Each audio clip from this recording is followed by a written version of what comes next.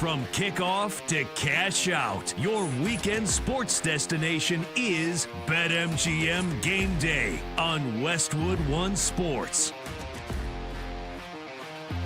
All right, here we go for 5 hours here on BetMGM Game Day and Westwood One Sports. Alex Gold, Austin Huff with you. Appreciate you guys joining us yet again. You can watch the show over on YouTube, youtube.com/@BetMGM tonight. Of course, the Westwood One Sports app, Odyssey app, affiliates across the country, and on SiriusXM channel 375.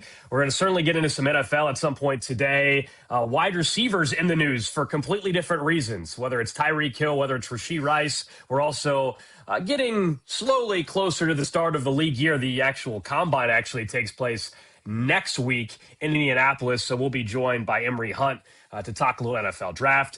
And we certainly, though, get going today and throughout the show, Austin, talking about what is a marquee day in college basketball. It's not often we get days like this where we have the top 4 teams in the country all facing off with each other. And it gets going later on this afternoon with Arizona and Houston, and, of course, later on this evening in the nation's capital, which is unique, with Duke and Michigan squaring off number 1 versus number 3. So I'm fired up for today, man. How's it going? Yeah, it's going great. It honestly, this is, you said it's not often that we get days like today. This is only the second time in history that we have had a day like this where you have 2 top 4 matchups on the same day in the regular season, I should add. And I should add that because today feels like March, right? I don't know what the weather's like there. Obviously, the weather through March in Chicago always sucks here, but it feels like March, at least on the college basketball front, because this is, I'm excited for, I think this is the most excited I've been for a regular season day slate of college basketball since can't even remember when. This feels like days when you've got like the Champions Classic in November, right? But it's so late in the season, it feels like there's so much more on the line today.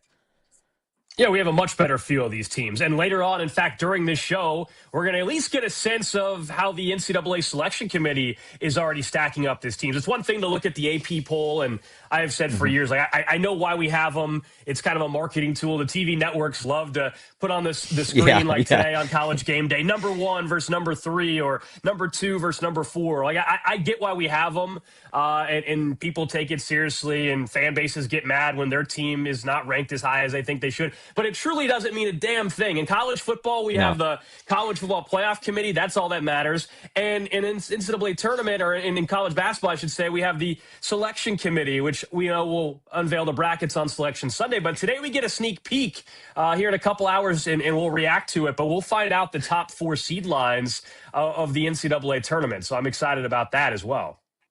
Yeah, nothing really matters until Selection Sunday, right? Much like in college football, we get those Tuesday night college football playoff ranking shows, and they mean nothing, obviously. They meant nothing up until the final one even meant nothing comparatively to what the selection committee did on the final week leading into the final week of college football season. But this is CBS doing this show today where they're ranking the top 16 programs. Very much feels like them seeing what ESPN did with the college football playoff selection show each week and being like, well, we want a cut of that money. We want a cut of that hype. We want ratings to pour in for our show too. And so they've answered the bell with this selection show. I'm approaching this show the same way I approach those Tuesday night shows during the college football season. Are you because I feel like it's just hearsay until literally Selection Sunday. They've done it. I don't know if this is like the 5th year of it. They've been doing it for a couple of years. I think this is a little bit different for me. One, you're correct. There's a ton of basketball still to be played. And so whether it's conference tournaments, there's a ton that can move. But it does give you a baseline of where teams are at and who has a chance to legitimately be a number 1 seed versus they're already kind of viewed as the 16th best team, can they really move all the way up in the next month or something like that? And correct me if I'm wrong. I believe they only do this today, and that's it. I don't think they. My understanding is they do this one time. It's a month out of the tournament. That's why they're doing it this Yeah. Saturday and today. And then that's it. We're not going to get like a weekly show. So I don't think they'll treat it the same way as ESPN has milked the heck out of the college football Yeah. playoff ranking Well, show. And remember, because of what happened with Miami, as you said, and Notre Dame and that whole mess, there's a lot of talk that they should, either cut back how many they do for the college football playoff or not do it at all. We'll see. But that is not done the committee any favors by any means. yeah, with how big the field is in college basketball, it almost feels like they should do the last 16 in, right? Because it's like there's really no drama with the top 16 with 64 teams making it in. It's like we all know, okay, these are the teams. They're for sure getting in. It's just a matter of seeding. But to me, I'm more like, the teams on the bubble, Santa Clara's of the world, the UCLA's, like who's gonna be some of the last four? Auburn, who are the teams that are like on the fringe that they think will get in? And I think that would almost be more entertaining. But yeah, to your point about them doing only one show for now. Right? Like I feel like it's only a matter of time before CBS or, some of these networks jump in on a weekly ranking show just to get eyeballs and just to get advertising dollars before March hits. But I'll tell you what, having these non-conference games this deep into the season, I feel like is a great thing for college basketball. It's exposure. It's fun. I love this. Like, I'm almost thinking like, you have the Champions Classic every year, right? Michigan State, Kansas, Kentucky, and who am I blanking on? Duke, yeah. Duke, yeah, sorry. And why not move that to deeper into the season? Like why not have almost make this a mainstay? Obviously, the two teams are playing in DC today. So it is like a non-conference game. It feels like a tournament game to the point where they're playing with a tournament ball in this game. Like they're using a Wilson NCAA tournament ball. These are both Nike schools. They normally play with Nike basketballs, but I think it was Michigan that requested them to play with this ball because they want it to feel like a March tournament game. And it is so far, even just in pregame. It sounds like you have the same feeling that I do as we get into these games, and we will throughout the show. We'll even have a guest on later on that covers the Duke Blue Devils that'll be in the nation's capital for today's game. So we'll have a pretty big college basketball theme to the show today. And as you said, it's warranted as we've only seen this happen, twice in history with these kind of matchups, top four teams all squaring off on a Saturday in February. The matchup I'm most intrigued by, look, Houston and Arizona, it's a big-time game in the Big 12, and we can get into it in a second. But I think for the reason you brought up, Duke, Michigan is the far more intriguing matchup to me because you're right, we just don't see this. We don't see two powers like this playing a non-conference game this late in the season, and it's a neutral site. This is not at Cameron Indoor. That's a great venue, but this is in D.C. at Capital One Arena. So that's kind of cool, and it does have an NCAA tournament feel to it. So I give a lot of credit to both coaches in this matchup and athletic departments for being willing to schedule a game of this magnitude. A lot of coaches would just frankly wouldn't do it. But I do think in today's day and age of NIL, we are going to see it happen more, right? We are going to see these big-time matches because there's the money component to it. Not necessarily as much with this one today, but these new Players Era invitationals that we're seeing pop up where the teams are getting $1 million to give through their NIL. And so we're going to see more of these marquee matchups, I actually believe, because of that. And I'm also just fascinated to see, look, Michigan, I think very clearly is the best team in the country right now. If you look at a couple metrics right there, and then they might actually have an answer for Cam Boozer today. Like, we're going to find out. That's why we're all watching the game today. But we're going to find out. Cam Boozer going to be a top pick in the draft. We all know generational talent. But Duke designs everything for Cam Boozer. And so he, to me, is now going to face a front court that actually might be capable of slowing him down a little bit. And the reason why I say that is they have multiple bodies they can throw at him. This is not just like we got one option and that's it. We know they got Yaxel, but they also could throw Mara at you or Merez. Like, they've got a few pieces that kind of why I lean Michigan today. We can give official predictions later, but that's how I see today playing out. I think they'll have an answer for Cam Boozer to a certain extent. The foul trouble is always the name of the game here as well. Yeah, and it's to your point, like where you like normally like when we get games like this, they're played like on an aircraft carrier. And obviously this one at a neutral site in Washington, D.C. But like a lot of times, like those games happen at the beginning of the season, and kind of like what you said, like we don't know what those teams are at that point in the year. And this year, like now it's like with it being this deep into the season, we have a better sense and a better idea. And yeah, I don't know. The question is, it's like, yeah, kind of like you said, Michigan does look like up until this point, the best team, far and away the best team in the country. I'm leaning early on. I'm leaning Michigan in this game. But what about you, Alex? Where are you going this early on? Yeah, as I kind of mentioned, I think Michigan defensively, to me, has a couple bodies to throw toward Cam Boozer. And that's the difference maybe in some of these other teams in ACC play that Duke has already run into. I don't know how many people have the ability to have multiple defenders that might be able to be an option against Boozer. And so, Boozer is usually a complete mismatch for most teams, but they have somebody in Yaxel Lindenberg who, to me, can similar size to a certain degree can stack up. And so I think who else is going to step up for Duke in this particular game? That's why I kind of like Michigan and the fact that it is a neutral site game. If this was at Cameron Indoor, it's a different feel. From a betting perspective, the latest at BetMGM, Michigan is a 2.5-point favorite against Duke, and it's kind of about right. For full disclosure, I do not have a bet yet on this game, but by the time we get to the middle of the show, maybe you'll talk me into it. But if I had to make a bet on it currently, I'd lean Michigan. And if you're watching on YouTube, you can even see the reason why we're all excited for this matchup is Michigan's the current national title favorite at 3-1. Duke is sitting there with the third best odds at 6-1. Well, remember, if I talk you into anything, always go against whatever I say. We've learned that. We have learned this. I've known that going into this show, but you've learned that over the course of the last few months that we have been on the air. But my question is, will Michigan have an extra timeout to call in this year's matchup against Duke? Is that something, or are they going to? Oh, wow, we're going back. We're doing that. Yeah, why not?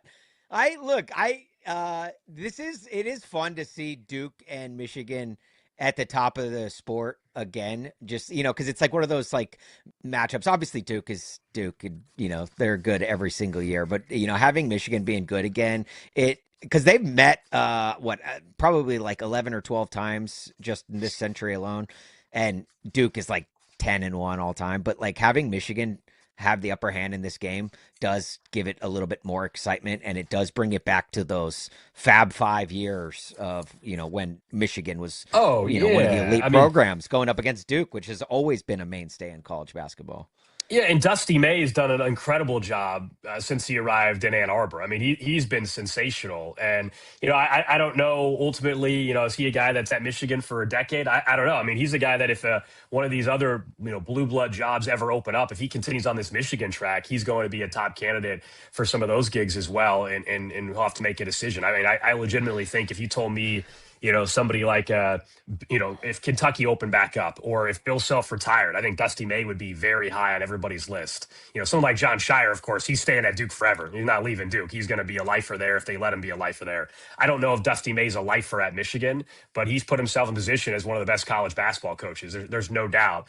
And so I can't wait to have our guests join us later on to talk more about how they're feeling, not only in Ann Arbor, but of course with Duke, heading into a big-time showdown at Capital One Arena. Then you have the earlier game, as we mentioned, 2 Eastern, Arizona, number 4 team in the country at number 2 Houston. Houston at home, the Fertitta Center down there in Houston. It's a really cool venue, a smaller venue, but they did an amazing job with it. The 5.5-point favorites. The reason why this is less intriguing, frankly, is the way Arizona comes into this, which is wounded. It's a big-time Big 12 matchup. Major implications for, to me, the best conference in college basketball this year. And you look at Arizona, who went from undefeated season, 10, 14 days ago, so now they've lost 2. They bounced back in the middle of the week and kind of stabilized against BYU, although it got dicey late yet again against the Cougars. But I don't think they have enough going into this one, man. I actually think they are very similar to Houston in terms of how they want to play, but they're less experienced And we know a guy that's going to be a top pick in the NBA draft is dealing with an injury in Pete. So I think that's a struggle for Arizona here. I actually, 6.5 is one thing. If you can still find a 5.5 out there, I would take Houston. You start to get to 6.5, and to me, that gets tough to take Houston here. But I do expect the Cougars to get the win and give Arizona their third loss on the season.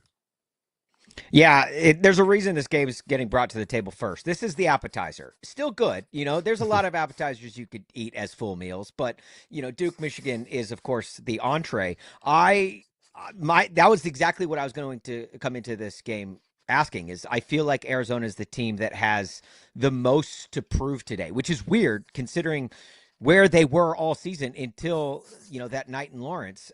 Since then, it feel like a little bit of that magical Arizona season has worn off. But Houston still has, in my opinion, the toughest road ahead, at least in terms of schedule.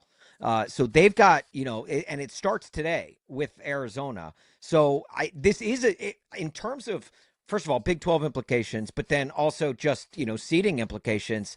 This does have a lot of importance in it. It may not get all the glitz and glam that Michigan Duke is getting, but this is still a very important game. Can Arizona get back to where they were, pre-Kansas game?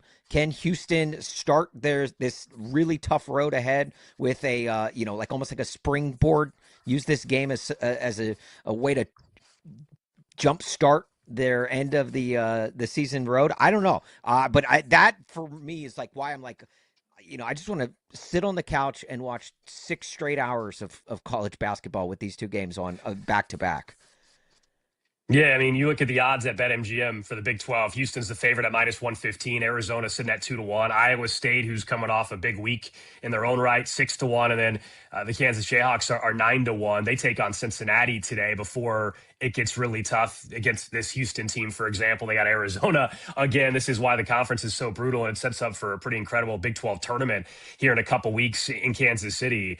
But yeah, I mean, there's seeding implications, conference implications, and even that Duke game that's not a conference game, it has major seeding implications if you're trying to consider head-to-head, and it's between Duke and a Michigan for the 1 seed line if it gets to that point in time, although something tells me Michigan will be just fine on the 1 seed line even if they lose today against Duke. But Houston's no joke. What Kelvin Sampson has done there is truly been one of the best coaching jobs over the last 15 to 20 years. I mean, it's not often you look at teams that ended up going through conference realignment and landing somewhere and having success in their new conference. Think about it. Like, I know why Oklahoma and Texas left for the SEC, but they haven't done anything yet in those conferences. Houston arrived in the Big 12, and look what they have done. They've already won the Big 12, and now they're one of the top teams still again in the country. And Kingston Flemings is a big reason this year. Their playmaker, he's been dominant, averaging about 16.5 points and five rebounds and 5 points overall per game. But he's been able to step up in matchups like today. So I think, he's been playing his best when they have a matchup like in Arizona or when they're playing against the Kansas, for example. In fact, his scoring average goes all the way up to almost 25 points a game when they take on stronger competition against ranked opponents. So I think you'll see the best from Kingston Flemings, and we certainly will talk more about these two matchups and the rest of the college slate throughout the show. We're just getting started here on another great Saturday. It is BetMGM Game Day. Coming up next, though, let's transition to the NFL. Couple wide receivers in the news for different reasons. We'll talk NFL offseason right here on Westwood One Sports. This is BetMGM Game Day on Westwood One Sports.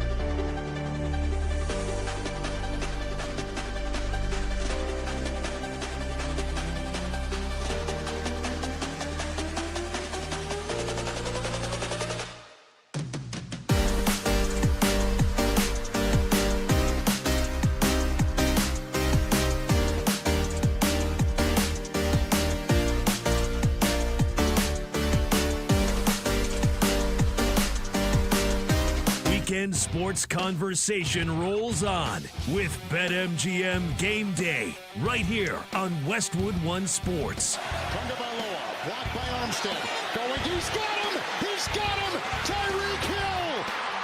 And the Dolphins have come back 60 yards!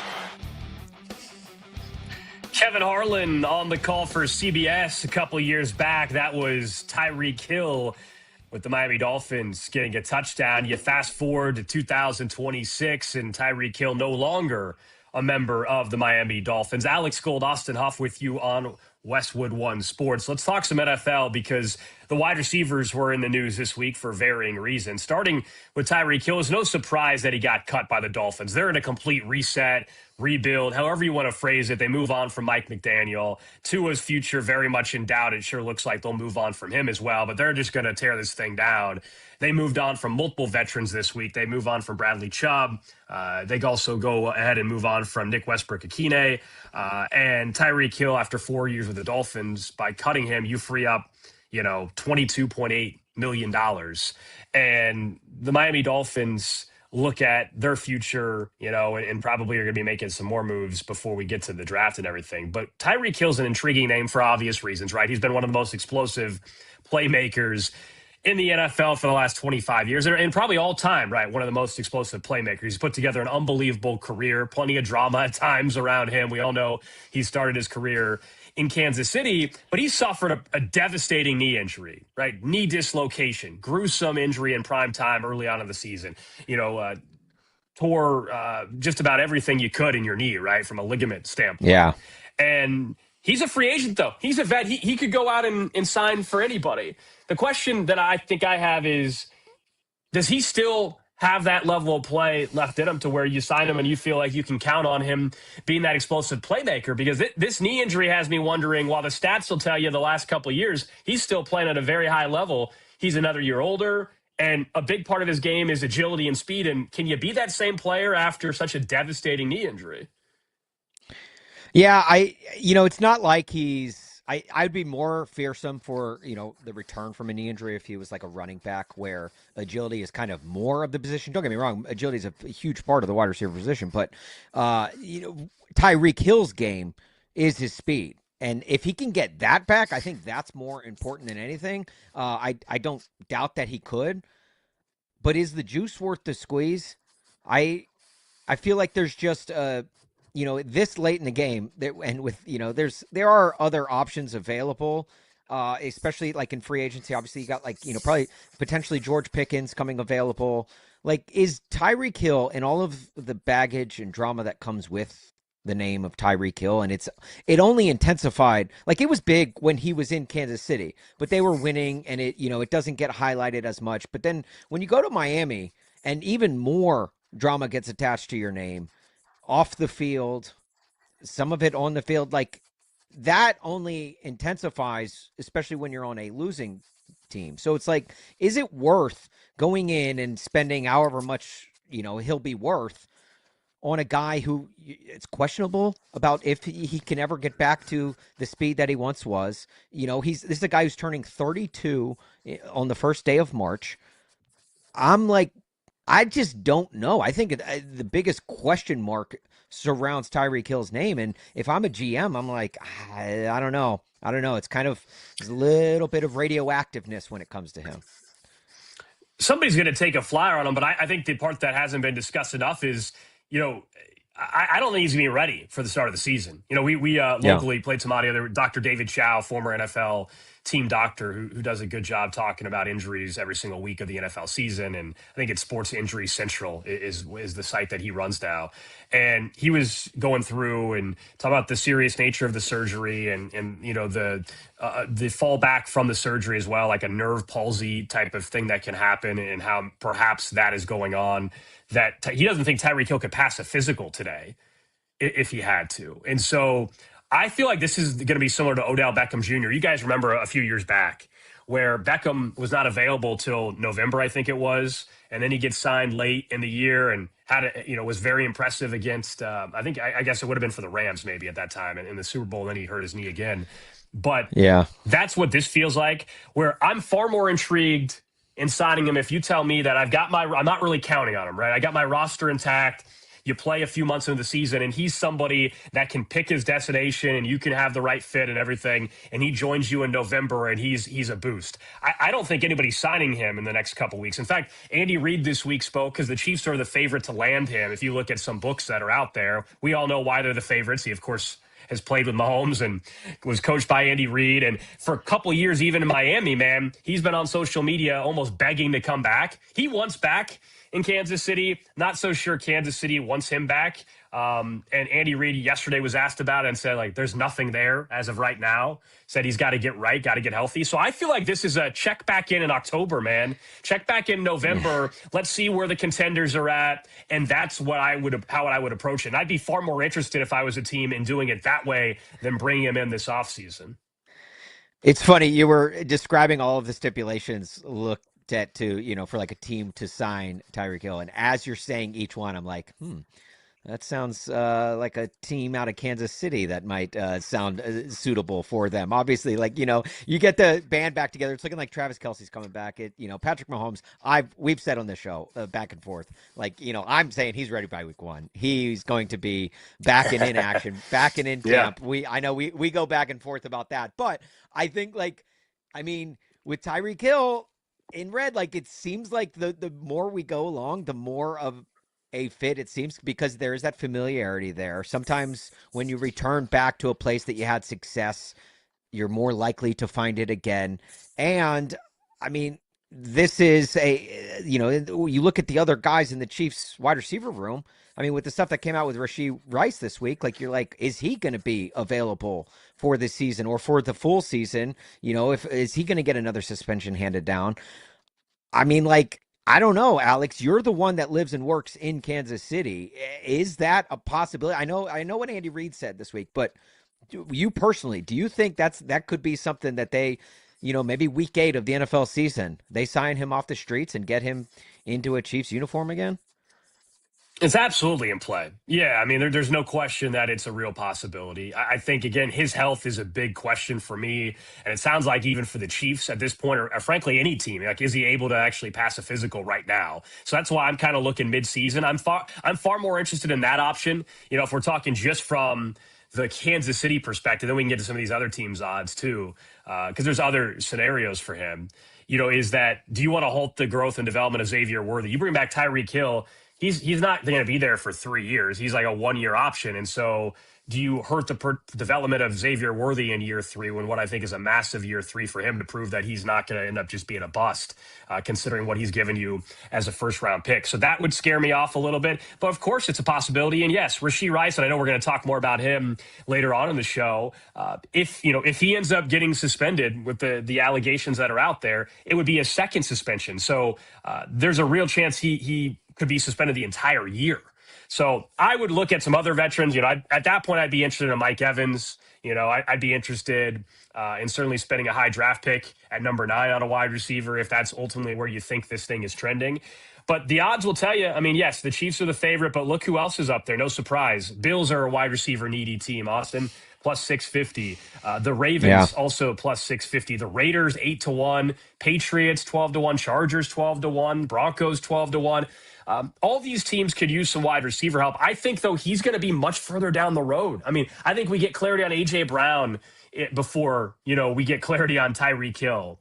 And I think Mike Evans signs before we get clarity on Tyreek Hill. And so some of these teams like Buffalo, and New England, to me, might address it before you even get to that point. Yeah, and speaking of AJ Brown, a guy who just came out this week, did you see on the Edelman podcast talking about how he used to hate Vrabel? Just to what a great story to come out when all rumors are linked to AJ Brown to the Patriots. But I still think that is fully much in play. But yeah, so as a fan though, put your fan hat on for a second. Do you want to see a reunion with Tyreek Hill and KC? Like you personally, not from a team perspective. Like you do not. You're out. Yeah, I'm done with it. You went through what is reality, which is, well, to his credit, he hasn't ever been suspended. As much as we talk about Tyreek Hill being a distraction, he's never been suspended, to my knowledge, right, by the NFL. And so that's something in fairness to him. However, there's always something. It's the Marina incident where he allegedly gets in a little fight. He's pulled over in front of Hard Rock Stadium and has that altercation with the police officer, who also had some interesting comments this week, by the way. And go and his house randomly is on fire, and you're like, there's always something. Not to mention the personal issues with however many kids he's got out there at this point in time. And then going back to the Kansas City days, to me it's not worth it. I also think there's a chance his knee is completely shot and he's just not the same football player. So no, Alex Gold, general manager for the Kansas City Chiefs. If that was me, I would not mess with bringing him back. But the Chiefs love to bring guys back, man. They did it with Kareem Hunt, and nobody thought Kareem Hunt after that whole incident occurred. Nobody thought he'd be back, and he's been back for 2 years. No, you're right. It's a great point. And the latest with Tyreek Hill, I don't know if you saw it this week. He's going through that nasty divorce right now. Now they're battling over the plumbing in the bathroom of his estranged wife's, I guess, condo, since they moved out of the burnt down house, over repair costs. She had a contractor come in and he's refusing to pay it. So a lot of bathroom issues now going down in the Tyreek Hill home. So it's just more things. Every week there's a different Tyreek Hill headline, and none of them are about good things happening on a football field. This segment is sponsored by Progressive Commercial Insurance, protecting small businesses with affordable coverage options. Get a quote today at progressivecommercial.com. BetMGM.com. Look, That was a perfect time for the Progressive plug right after talking about the bathroom issues. Look, hey, you're having problems at the home, Progressive, baby. Yeah, hopefully you don't have. It's not that bad to where you got to go insurance claim on the plumbing in your house Yeah, right, in particular. Right. But for your commercial insurance and small businesses, Progressive definitely is going to take care of you there. ProgressiveCommercial.com. All right, we'll get into some of the other wide receiver news a little bit later. But up next, I want to make sure we get to the list. Last week we had a couple new entries on the list, including why people's Venmo transactions are public. We'll see what Austin has in store for us next here on Westwood One Sports. This is BetMGM Game Day on Westwood One Sports.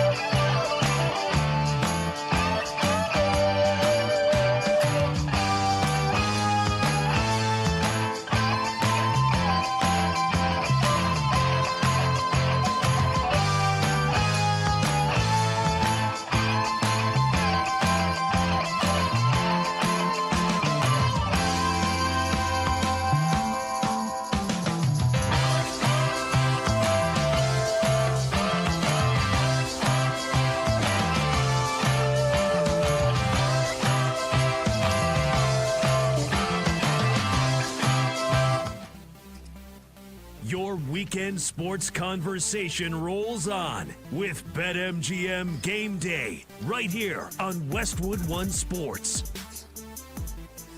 Whether you're watching the action on the field, the court, or the ice, you want to remember the most exciting moments long after the final whistle.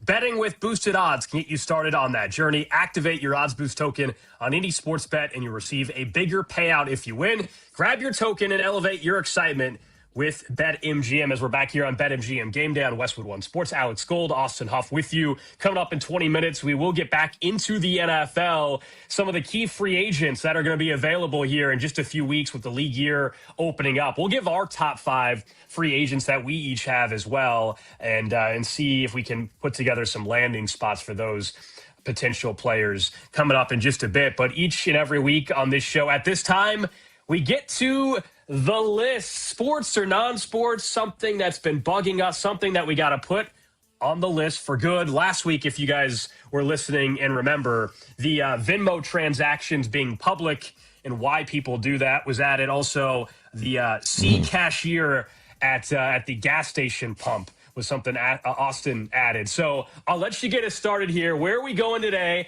What do you suggest we put on the list? Yeah, and if you got anything you want to add to the list, if you're watching on YouTube or Twitch stream, throw them in the chat. We are always open to suggestions. You can also tweet them at us, at Alex Gold or at Austin Huff. We love to hear your submissions that you want to add to the list. And once it is added to the list, it is on the list for good. And today is one that I know every man with me can relate to. This week isn't about what pisses me off, but rather on. Urinal cake splashback is added to the list. This should take the number 1 spot on the list because it's an issue every single time we as men go number 1. I mean, guys, it's 2026. Like, what are we doing with technology and science? We're not utilizing our resources properly. Like, we have the power of the internet in our pocket. AI is increasingly growing stronger and stronger and probably eventually going to kill us all. We've cloned sheep and other animals, okay? We've cured diseases. And yet we can't stop the pee-pee from sprinkling back on my pants at the urinal? Like, what are we doing here, guys? It's growing increasingly frustrating. And don't get me wrong, like, we've made strides in this department, but not enough, because I still come out with, looking like I just took a spray bottle to my pants. I don't want that. And I know no guy does. Okay. Like, I'm not asking for the cure to cancer, which I still feel like is closer than urinal technology. It's a bathroom. I don't need a yellow mist firing back at me. Like, women have sofas and floral arrangements in their bathrooms. Have you ever seen the inside of a woman's bathroom? It is so much nicer than men's. And yet every time we come out smelling like piss and vinegar without the vinegar. It is it's annoying, it's frustrating, and I'm sick. And I've had it up to here with urinal cake splashback. And that's literally like how high urinal cakes have splashed back on me. That's why I've added up to here. I'm done with it. Urinal cake splashback, you're added to the list. What's your solution, though? Like, I hear you. You're right. This is a problem that everybody has experienced. I'm just, what's the solution? What device do you want in the urinal to protect you from this? That's a great question, Alex, and that is one I will leave to people who are much smarter than me, all right? And for the same reason, I can't tell you, the things to cure, rare diseases is the same reason why I don't have the answer for urinal cake splashback. I'm just saying, we've made huge strides everywhere else. Yeah, I know I see you pop up on my feed all the time, talking about the car dealership you endorse locally in Kansas City. The technology in cars alone has just gone up tenfold over the last 10, 20 years. And you mean to tell me that nobody's paying any attention to the technology in bathrooms? Why? Why is it? We get sleeker and sleeker Sloan valves, with the automatic dispensers at the sinks and with the hand soap, but nothing when it comes to the urinals. And I'm sick of it, and I'm about ready for change. Who's with me? Yeah, look, I'm open to suggestions. We'll put it on the list. That's fine. I mean, this is a problem that every guy has experienced at some point in time. I'm just thinking, as you're saying this, I'm like, man, anybody that's gone to an old football stadium or whatever knows the trough, man. The trough. You think the urinal cake splashback. Are you suggesting that you'd rather have the trough? Is that where you're getting at? You want to go back to those? That's the alternative here. I do have a soft spot in my heart for troughs. Obviously, Arrowhead's a big trough stadium. Wrigley Field, huge trough stadium. I almost feel like if you have a trough nowadays, they should be grandfathered in. Like they should. You know how local historical building will. Yes, we'll make buildings historical. Troughs should be given historical status by the federal government to where you cannot remove them. However, because I'm thinking like at airports, right? Airports, they always have like the fanciest bathrooms, right? I'm thinking depending on the airport, I guess. But why can they not get these like almost like urinals that like just absorb my flow rather than kick it right back at me? Yeah, I mean, you got to balance. You got to balance the. Would you rather have the bathroom stinking with no urinal cake but no splatter? What would you rather have? The urinal cake's there to obviously make sure it doesn't smell like urine. Sure. So yes. Are you wanting the trade-off without the cake? Yeah, I don't know. I just feel like is there something to where it can be like a push pin, like situation where like it just goes in and it just doesn't come back out? Is that possible? I know like there's been those pads with the spokes on them. Yeah, look, as you can see, I've thought a lot about this, right? They have those pads. You thought too much. I'm concerned actually now. Look, it's the list. This is concerning how much time you have spent thinking about these. You go into the bathroom. You go to the bathroom and you leave and you're done and you move on and it's especially yes, in the summertime it's even worse. You're wearing shorts and the splatter. Yes. You felt it on your leg before. That's way worse. That's the worst. When you get it on your knee, your bare knee, because it's like it's one thing to get it on your jeans or your khakis, right? Like, but like when you get it on your bare knee, you're like, oh, ew, I don't need that. Okay, we can add it. Urinal cake splashback with no solution in sight. Unless somebody out there wants to go on Shark Tank and come up with a new invention. I feel like you want like a plexiglass thing like underneath that feels like that's going to get dirty and disgusting quickly though. Nobody wants. What are you going to like pop out the plexiglass at the end of the night and they put a new one in every day? I don't think so.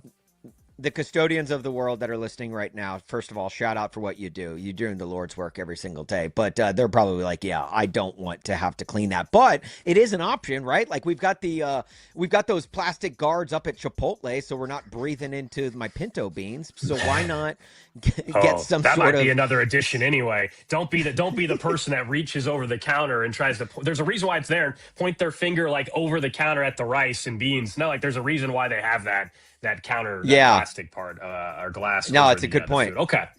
Man. I think there's enough things in the Chipotle line in and of itself that could be added to the list on future installments, honestly. Hey, you be careful.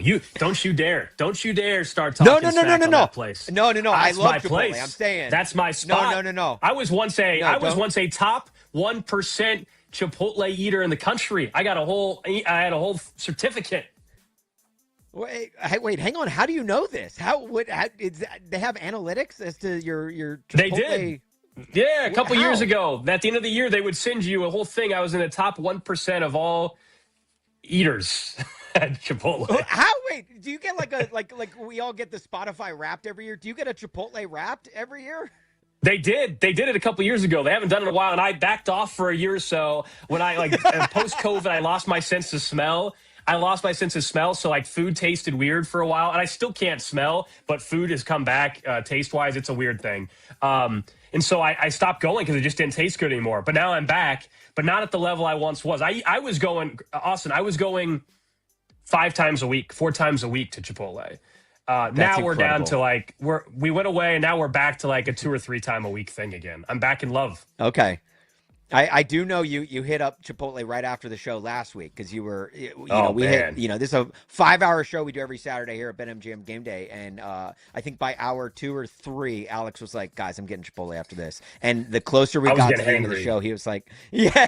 He's like, I can smell it. Yeah. He's like, I can smell the Chipotle. I need it in my system ASAP.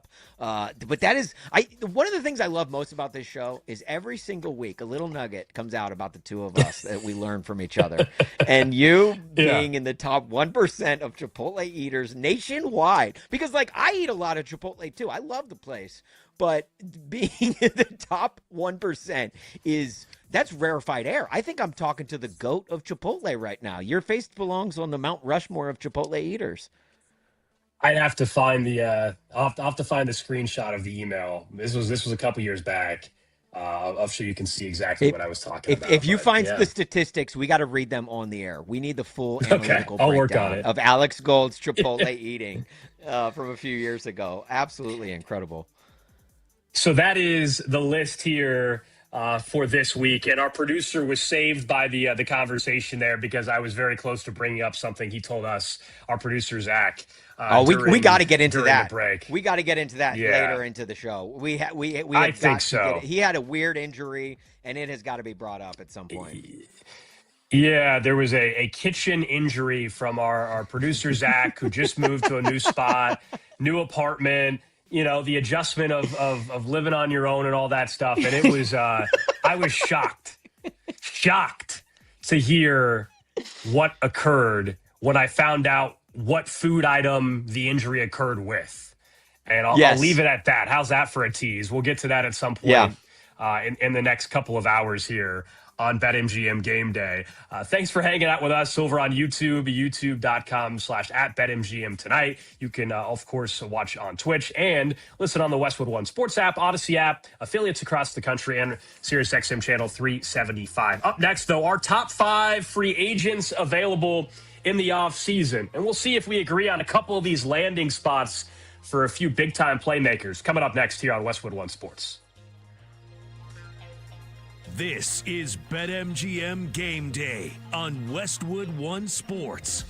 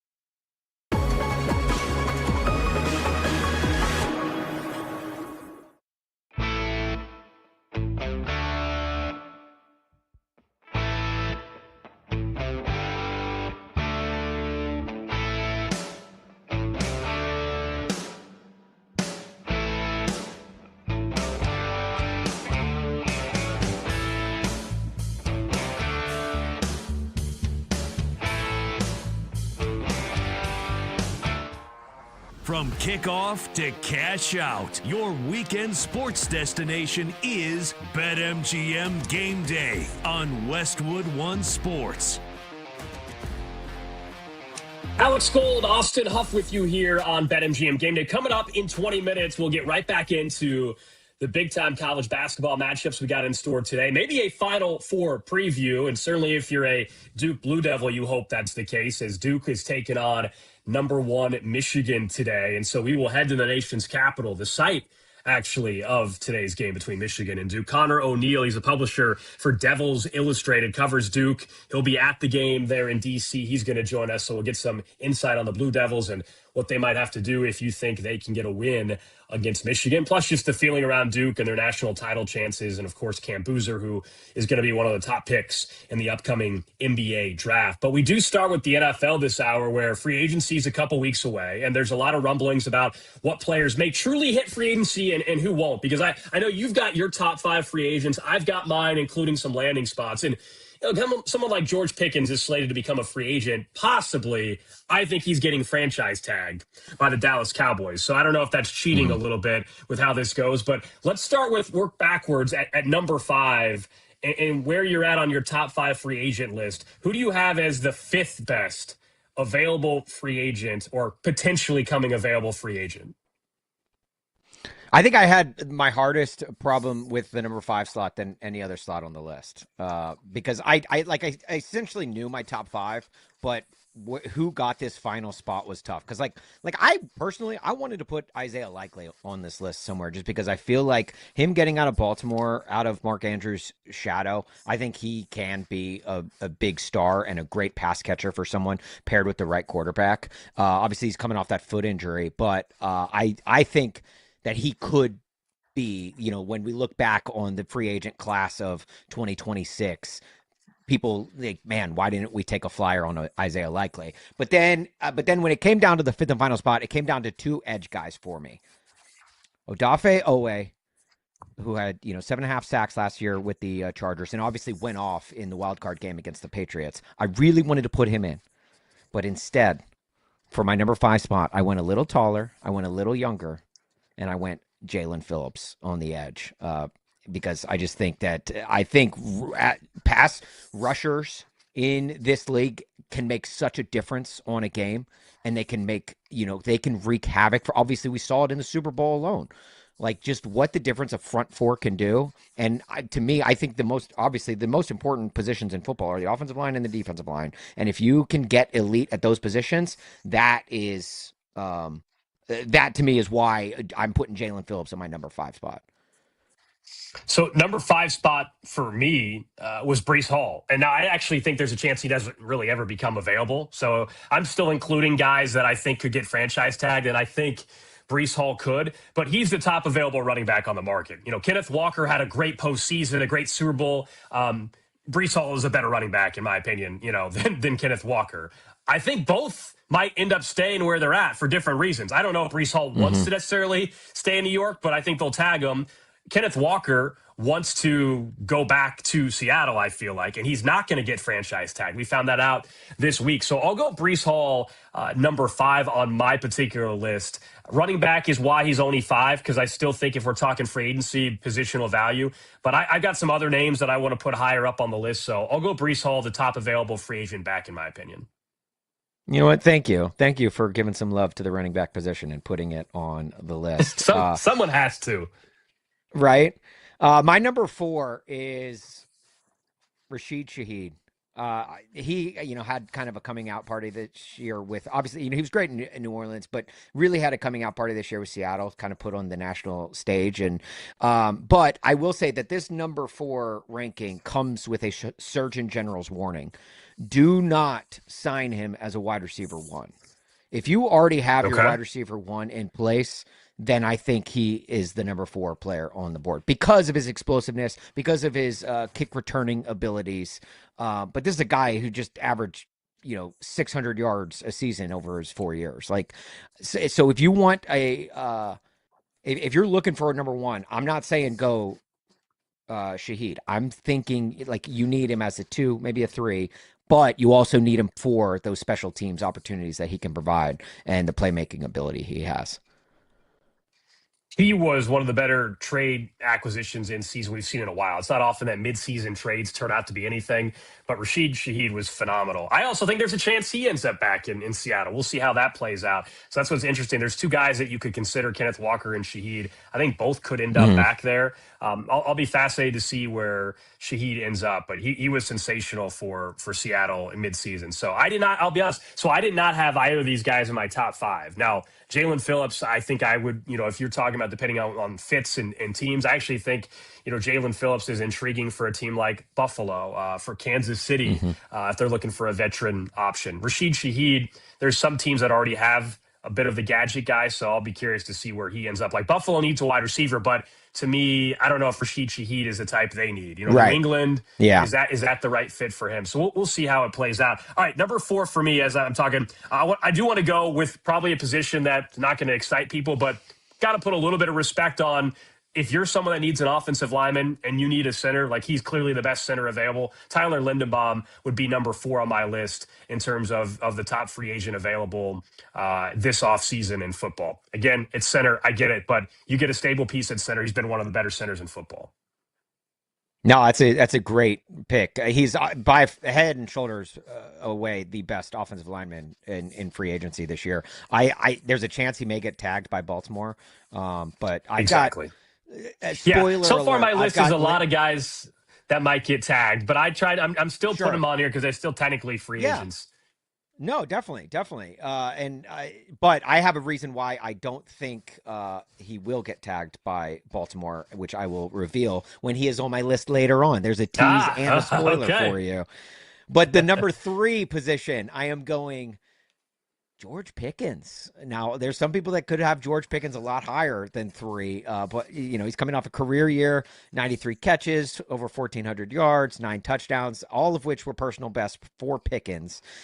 You get him, you pair him up with a good wide receiver like CeeDee Lamb. Obviously, I think that opens up a lot of things for him. So I do think there is a little bit of that with George. Like it's like I think he can be a wide receiver 1.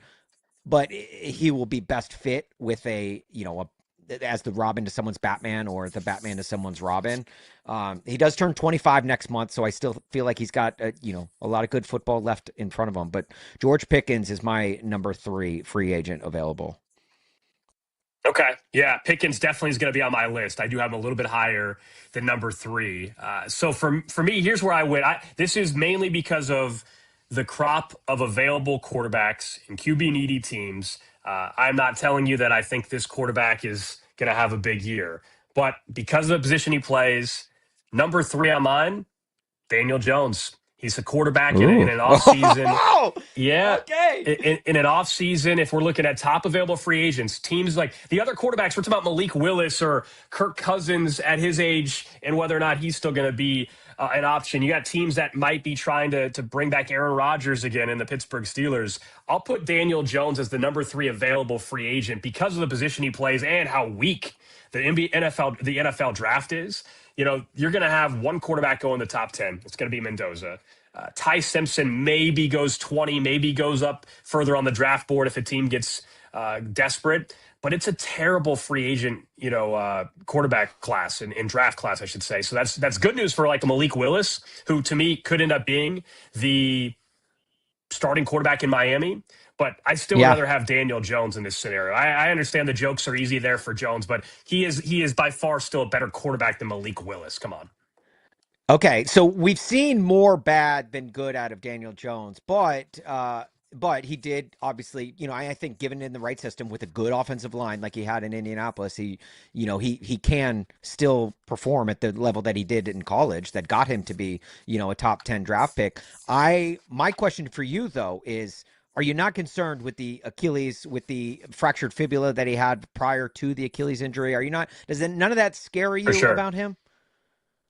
Oh, definitely is a concern. I think he'll be ready, though, week 1. But yeah, an Achilles injury is no joke. We saw what it did for Kirk Cousins. I just think, and if you're a team that needs a quarterback, and I think he'll end up back in Indianapolis for the record, but you look at the available, if you're Indianapolis, if it's not Daniel Jones, where are you going? Like, where are you going? Right. To me, that automatically makes you, based off of the value you present, one of the top free agents available for a team. I think he's going to get a long-term extension with the Indianapolis Colts anyway. So those were 5, 4, 3. Who do you have 2? Yeah, one more thing on the Daniel Jones thing. Daniel Jones to me is like the Honda Accord. Like it's like reliable. Like he's going to get you like 150,000 miles, right? But like Malik Willis is like the sexy convertible. It's like you don't know like if it's going to be built for the long haul. But like it is a lot sexier of a pick. My number 2. I'm going Linderbaum, baby. Give me the big man up front in the center. 25-year-old, 3-time Pro Bowler. He's the best offensive lineman available. And I trust me, I'm a Titans fan. I know the importance of needing a good offensive line, right? I am I played running back in high school and college. Like I understand you need a good offensive line. And Tyler Linderbaum is the most perfect example there. However, he could be tagged by Baltimore, and this comes, as Alex said, as we've stated, this list comes without, the idea of getting tagged. These are just the best free agents available. Sure.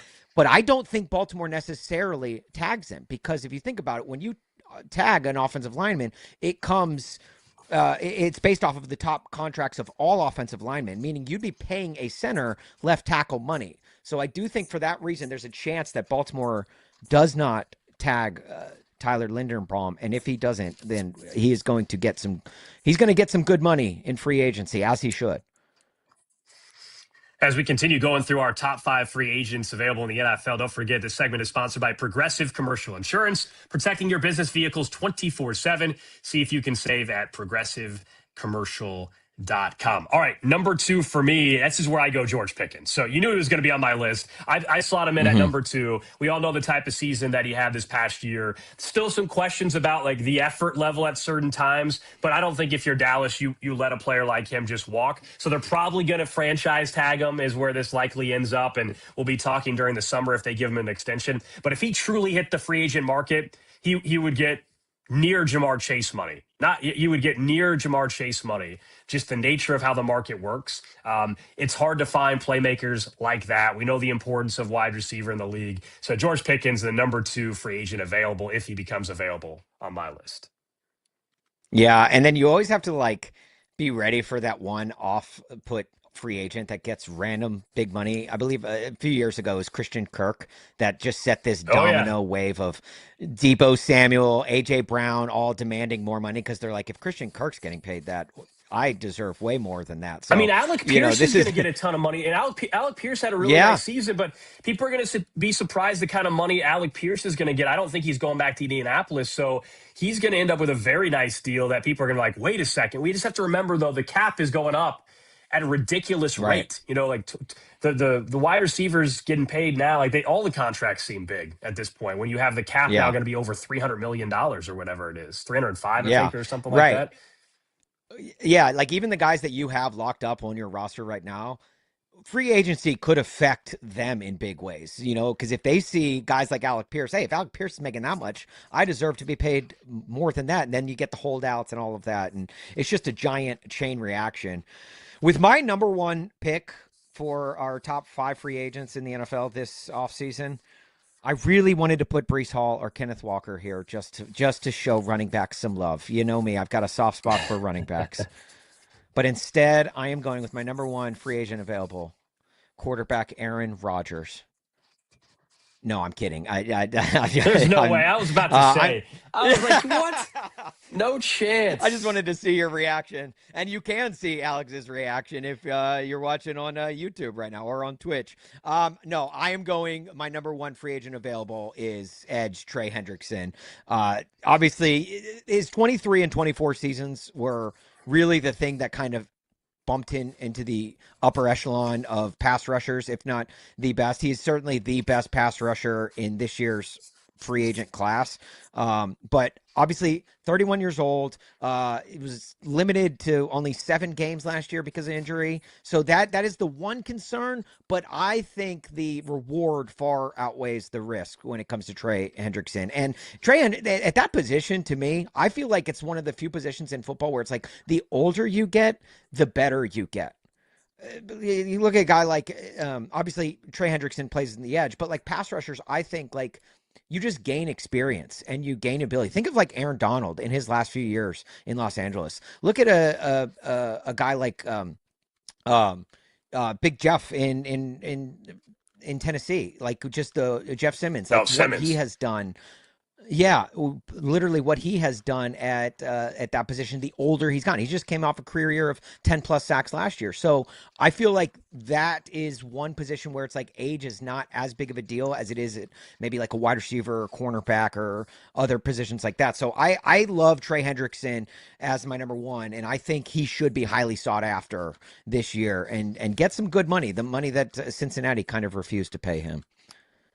I'd love for us to be different at number one, but we're in agreement here. Our list was different until we get to number one. There we go. Hendrickson, positional value, edge rusher, so important. I think he's also been put in a bad spot the last year or two with Cincinnati. They didn't want to pay him. They kind of held him hostage there a little bit. You said it last year, only played 7 games, but this is a player that just 2 years ago had back-to-back seasons where he had 17 and a half sacks. It's absolutely something that if you're a contending team, you're looking for that missing piece. He's that player. Or this feels like Philadelphia again. It feels like he could end up in Philadelphia or any of these other contenders that feel like they're just a pass rusher away. You can draft whoever you think is the top edge rusher in football coming out of the draft. Maybe you think it's Reuben Bain or David Bailey. Their rookie year, most likely they're like a 7-sack guy. They might eventually be a 12-sack guy, but you don't just find 17 and a half sacks. And the great thing is you don't even need Trey Hendrickson to do that. You would love that. But if I told you at age 32 he had 11 sack season,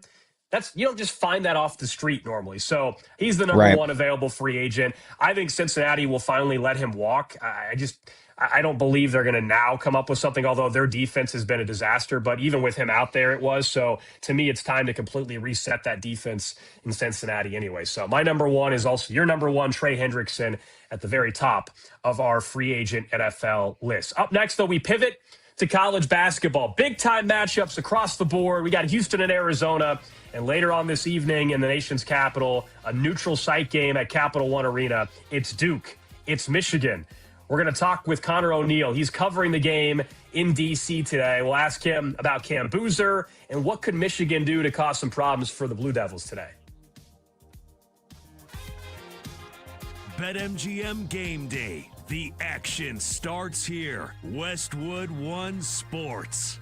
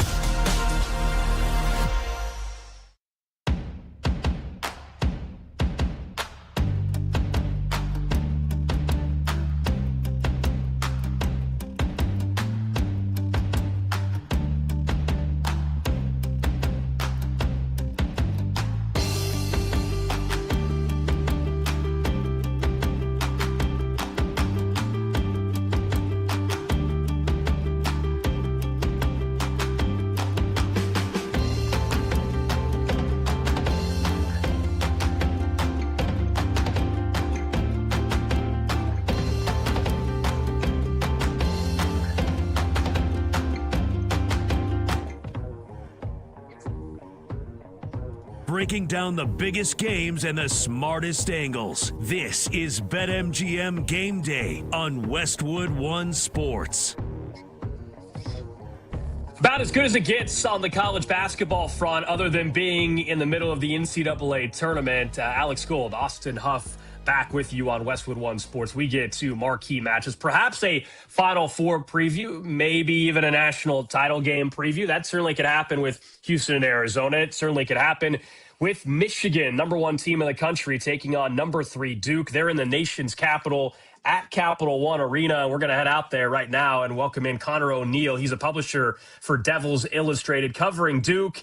He'll be there in attendance tonight. Connor, thanks for coming on the show. I just want to ask you how we got here. What I mean by that is it's not often we see two powers like this play in a non-con game a week before we get to March. Yeah. I think this is a game that makes sense for Dusty May, wanting to test your team. And then I think the story they told on Game Day was, you know, he called Brad Underwood of Illinois, who played Duke in Madison Square Garden last year around this time, and asked him what he thought of it. And Duke beat Illinois by 43, and Brad Underwood still had a positive impression of playing the game when they did. So it's good for the teams, it's good for the coaches, it's good for fans. I kind of think if you're serious about college basketball as a program, you need to be playing one of these games every year. Who do you think favors the most from this game being played in a neutral site in D.C.? I kind of, I know I'm the Duke publisher, but I kind of lean Duke because they're going to be, in all likelihood, the top seed in the Eastern region. And the East region goes through D.C. for the Sweet 16 and Elite Eight. So not only do you get the benefit of playing a big-time neutral court game, you get the benefit of playing it at the place where, as long as the seeds hold, where you're going to be playing to try to punch your ticket to the Final Four in a couple weeks.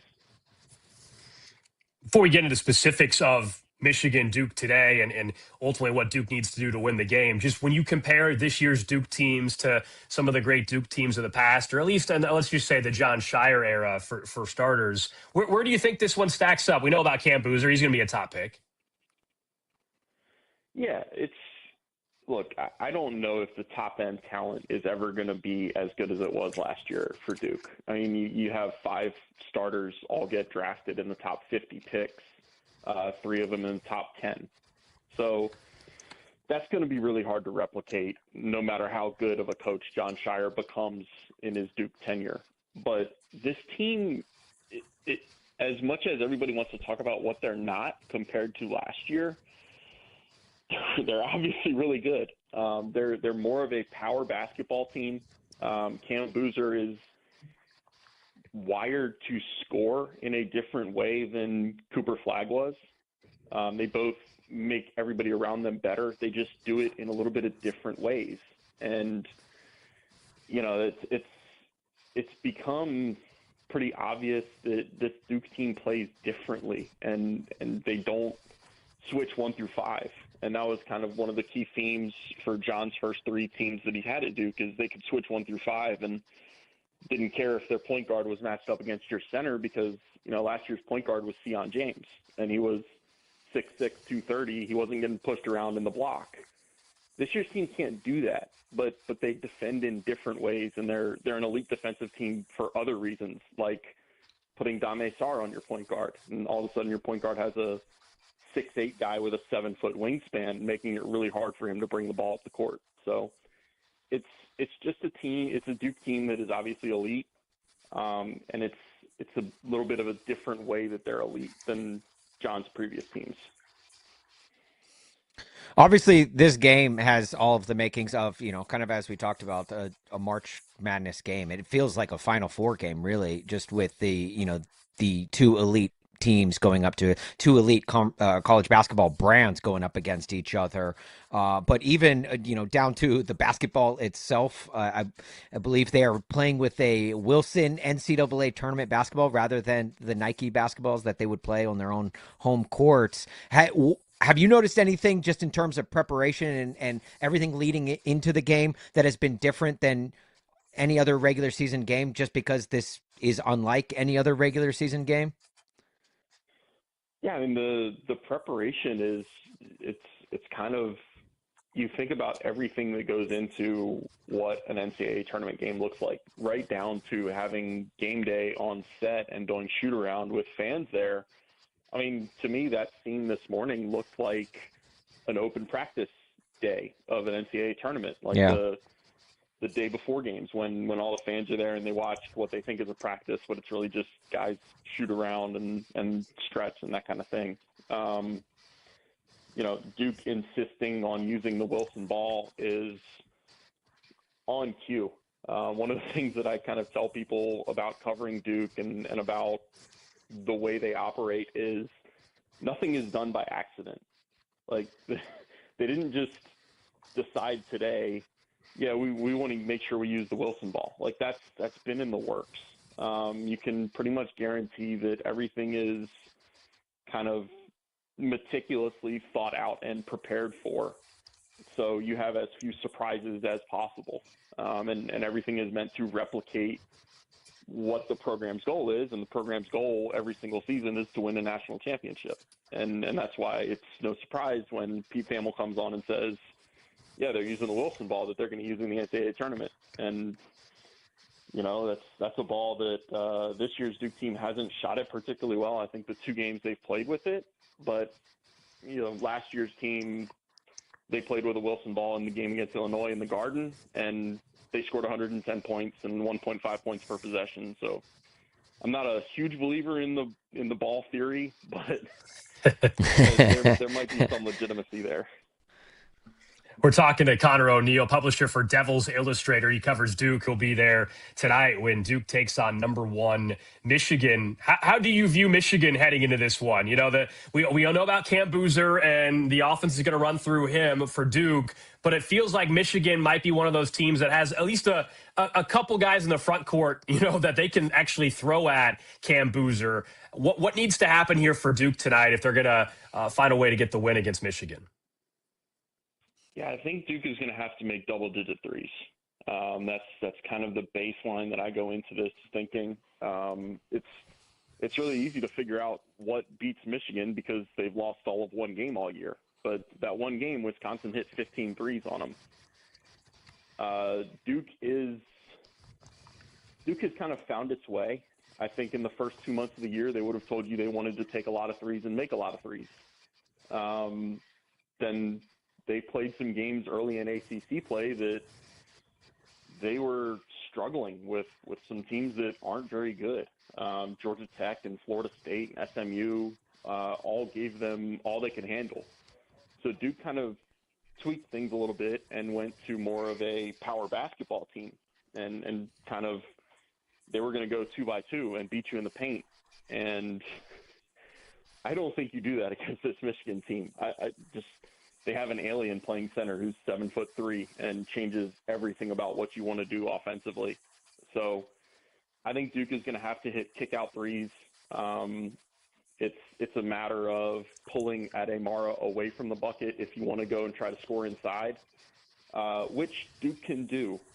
Duke initiates a lot of offense from the top of the paint with their 3 bigs basically play essentially point center. Or point forward with Cam Boozer initiating from the top. But their 3 bigs are probably the best passers on the team. So they're going to try to pull Ademara away from the bucket and operate from there. Now, Connor, you obviously have boots on the ground in D.C. tonight. I am a big vibes guy. I need you to paint a mental picture for us of what it's like there in D.C. Obviously, how well did each fan base travel to D.C.? How much was already ingrained there in and around the town? But then also, what do you think tonight's matchup is going to just look like from an aesthetic standpoint? I've got to come a little clean. I'm in Towson, Maryland. My parents actually live north of Baltimore, so okay. In an hour or two, I'll make my way to a light rail station and get the train into DC.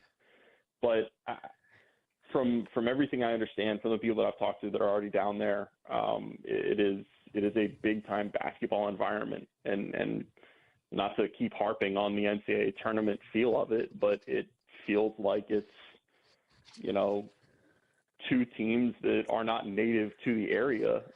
Their fans kind of take over the surrounding environment and make it their home for a few hours or an afternoon/evening. And look, man, that's really cool. That's kind of the pageantry of college basketball. And usually it only happens in March and then the first weekend of April. And here we get it in a weekend in February. Last one for you, Connor, before we let you go. Here in an hour or so, I guess the NCAA will come out with the selection committee will at least unveil the top 16 teams. We obviously know Duke is going to be right there toward the top. Do you like that they do this? I've been doing it for 4 years now, something like that. Do you like that we get a little glimpse here? Yeah, I don't think there's ever any problem with knowing where you stand ahead of time. I'm in favor of removing the mystery of it, and then kind of giving everybody a baseline of how the committee thinks this year, because the personnel on the committee changes year to year. I just hope it doesn't get to the point where we're having the same conversation about what they're doing today compared to what the CFP committee does, because that obviously came under fire with Miami leapfrogging Notre Dame at the last minute, and that doesn't seem to work for anybody. Connor O'Neill, publisher for Devils Illustrated. He'll be covering the Duke Blue Devils tonight as they take on #1 Michigan. Connor, appreciate it, man. Enjoy the game, and I'm sure we'll check in closer to the start of the NCAA tournament. Yeah, thanks, guys. Appreciate it. Thanks, Connor. Good stuff there from Connor O'Neill at Connor O'Neill _ it was at D1, I believe, on X. I struggle with the one in the eye, man, when I'm trying to type it in on Twitter or X. I can't figure out what it is, Especially with the font change on X. Ever since they rebranded, they went with a font change, and it's only made it even harder for us. So. Yeah, no question about that. Look, I am excited, though, for this. We talked about it earlier. Between the two big marquee matchups, this is the one, not just because #1 team in the country is playing, but it is such a unique setup that we get the neutral side. And he made some good points. So that's kind of interesting that, it's true. The East region, assuming Duke keeps on playing the way they are, they're likely going to be the #1 seed out East. And you get already play in that arena there. That would be the regional site. It would be your Elite Eight. Sweet 16 and Elite 8 site there for the East region. So, you get some comfort playing in that same venue, and the different depth perception, if you will, that you get from playing in an arena like that compared to a smaller venue like Cameron Indoor. Yeah, it's like a dress rehearsal almost, right? It's a dress rehearsal before opening night of the big play. And I'm excited, man. I wish we could get to the point where college basketball has a week of non-conference games like this. We have non-conference week this late in the season, almost like how college football always saves their rivalry games for the final week of the season for the most part. I would love to see college basketball kind of do something similar with this. Obviously they introduced this idea for the duel in the district is what they're branding it last June. And I imagine it'll be a yearly thing. But I would love to see kind of more of these premier matchups of big brands, like a Champions Classic of sorts, but this deep into the season, I think makes it so much more fun, so much more intriguing. Oh, for fans, it's unbelievable. Yeah, I mean, that's everybody pays attention in March, but you want to get everybody to also be interested in February. You have more matchups like this. It also, again, takes two coaches that are willing to do it and two athletic departments are willing to do it. You heard from Connor, I guess, that even though Illinois got their butts kicked by 40 last year, their head coach, Brad Underwood, still felt like it was beneficial for them. So that's a heck of an endorsement, and that's why Dusty May was also Michigan willing to do that. So that's coming up at 6:30 Eastern tonight there, Duke and Michigan. Up next, we'll get to some of the sounds of the week, including a college basketball coach that had to apologize after he ejected his own player from a basketball game and then got very upset with a reporter. We'll start with Mick Cronin next. BetMGM Game Day. The action starts here. Westwood One Sports.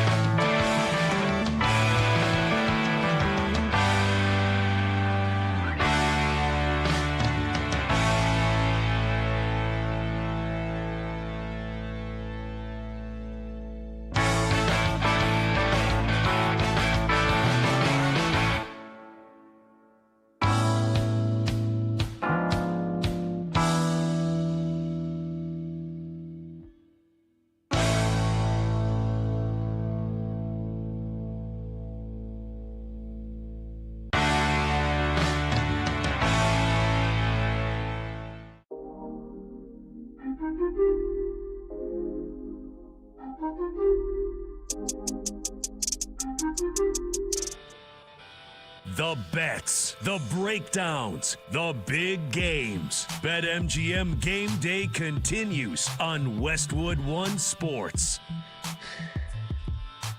Alex Gold, Austin Huff with you here on BetMGM Game Day.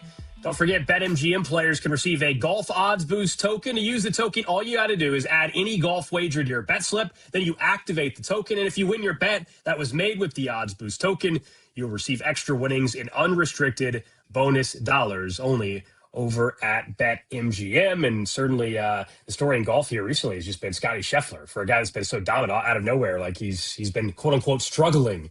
I think he'll be all right. I think he'll be all right. Tiger Woods was also in the news in the last week saying he has not ruled out maybe playing in the Masters, but acknowledged, with all these surgeries that he's had, we'll see if he makes it to the Masters in 2026. It sure feels like Tiger Woods is more destined to the cart path of using carts on the Champions Tour or something like that, unfortunately. But we'll talk some golf, I know, once we get to the Masters here before we know it, which is right after the Final Four. But it is that time where we get to some of the sounds of the week, and we stick with college basketball. This happened earlier in the week. Mick Cronin, head coach at UCLA, former coach at Cincinnati. He took UCLA to a Final Four a couple years back. And they have been struggling, to say the least, this year. In fact, they had a blowout loss on the road. It's been tough in the Big Ten for UCLA. They lost at Michigan State, and it was a hostile environment. And one of his players made a dumb foul that was dirty, certainly resulted in a technical. And so Mick Cronin yanks his player off the court, essentially, and doesn't just bench him. He says, get to the locker room. He ejects his own player. Okay, that's one thing. We can talk about that if you want. But afterwards, Mick Cronin was talking to the media, and here's what transpired. What was your thoughts in the student section chanting Booker's name? I could give a rat's ass about the other team's student section. I just meant overall the way that you I would like to give you a kudos for the worst question I've ever been asked. Did you like you should take it. The preparation of You really think I care about the other? No, I don't think you care about the other. Are you raising your voice at me? No, I'm just. Yeah, you are. Yeah, you are. Come on, dude. No reason. Come on. Yes, you are. Everybody's standing here listening to you. Everybody. This is on camera. They can hear you. I answered the question. I could give a rat's ass about the other team's student section. I coach UCLA. I don't care about Michigan State students. I mean, who cares? That was Mick Cronin interacting with a reporter. Look, I'm not trying to go on this like, you got to be the nicest person ever to the media. That's not my take at all. You don't have to be an a-hole. That was flat out being a complete ass if you're Mick Cronin. That's exactly, that's what he was doing there. You're trying to embarrass the reporter. Look, you don't like the question. That's fine. Even if you want to say, hey, man, I really don't like the question, quite honestly. I don't think it matters. Okay, like you and I are not even talking about this today, if that's the case. But to then, one, be a smart ass and say, kudos for the worst question I've ever been asked. So, that was for starters. And then at the end was the worst part. You raising your voice at me? Yeah. Come on, dude. That was such little man syndrome. And anybody that's seen Mick Cronin, he's not exactly the tallest person on earth. That is such little man energy from Mick Cronin. This goes back to his Cincinnati days. This is who he's been, man. He does stuff like this all the time. And you can say, we need villains in sports. Yeah, Dan Hurley's a villain. Mick Cronin's just a complete jerk to the media for something like this for no reason whatsoever. He was obviously mad. His team got their ass kicked. Mick Cronin, never been a big fan of his, quite honestly. I'm really not. I know he's been a hell of a coach. He got UCLA to a Final Four, but never been a Mick Cronin fan. Yeah, this is actually so on brand for Cronin because this is a dude who's already cosplaying as Lex Luthor, so he might as well just go full on villain. And I look, I get why he was testy with that reporter. He probably had to get to planet Krypton to take down Superman after this. But this was obviously this was after their second 20-plus point loss. He did the tour of Michigan and got absolutely blasted. And his teams have not been playing well lately, and they're kind of currently on the fringe of the tournament right now. But if and maybe when college basketball coaching doesn't work out for Cronin, I think he should be on the front doorstep of Andy Cohen's place asking for a Bravo reality TV show because the move he pulled right there, trying to turn the entire group against that reporter, Yeah, yes, you were. Were you raising your voice? Yes, you were. Everyone here's looking at you. That to me is straight out of the Housewives playbook. As he's answering, when he's saying that, yeah, you're raising your voice to me. Yeah, you were. Come on, man. Everyone You needs to waiting for the hear table to be standing here. flipped? You wait to flip the Exactly. Yeah, table? exactly. Right. Yeah, you get it, Alex. And that to me is like, Yeah. I just feel like this dude is set to be a reality TV show star. And I love it because, like, look, you were just on camera. You're on camera. Everyone here saw you. That to me tells me that he knew that he was being filmed during this tirade and then tried to play victim in the scenario. I mean, my man, he deserves, I don't know if it's, Southern Charms, Real Housewives of of Los Angeles County. I don't know what it is, but whatever it may be, I think this is Mick Cronin should go into reality TV once coaching probably eventually doesn't work out for him. He apologized, but not for that. What we just played, he apologized for how he handled his own player and ejecting his own player essentially from the basketball game, and so he apologized. My guess is the athletic director probably had a little conversation with him and said, "Yeah, that's embarrassing for UCLA." You could also be the way Mick Cronin is when you have a $22-something million buyout. You could also do that. You say, well, what are you Yeah, going to do? Oh, I say that, though, and schools will try to fire you for cause for no reason. You got Kansas State out here who fired Jerome Tang, who should be fired because he's not winning games, but they're trying to fire him for cause because he said his players should be embarrassed to play for the university. We've heard way worse from coaches, and they're trying to fire him for cause, even at Kansas State. So I guess anything can happen. But, yeah, Mick Cronin, just never been a fan of him, just, frankly, and this was just another example of that. Yeah. What about our guy KD, Kevin Durant, in the news this week with literally really the story that came out of NBA All-Star Weekend? Because the NBA All-Star Game, I will say this, I came down hard on the All-Star Game and the format, and I'm constantly tweaking it. The game ended up being way more competitive than I gave it credit for being, which I think is a testament to the players. I think they heard everyone just clamoring about how All-Star Weekend should die. But they came out and played well. But all of that paled in comparison to what was blowing up on the internet with Kevin Durant and his apparent fake Twitter burner account story.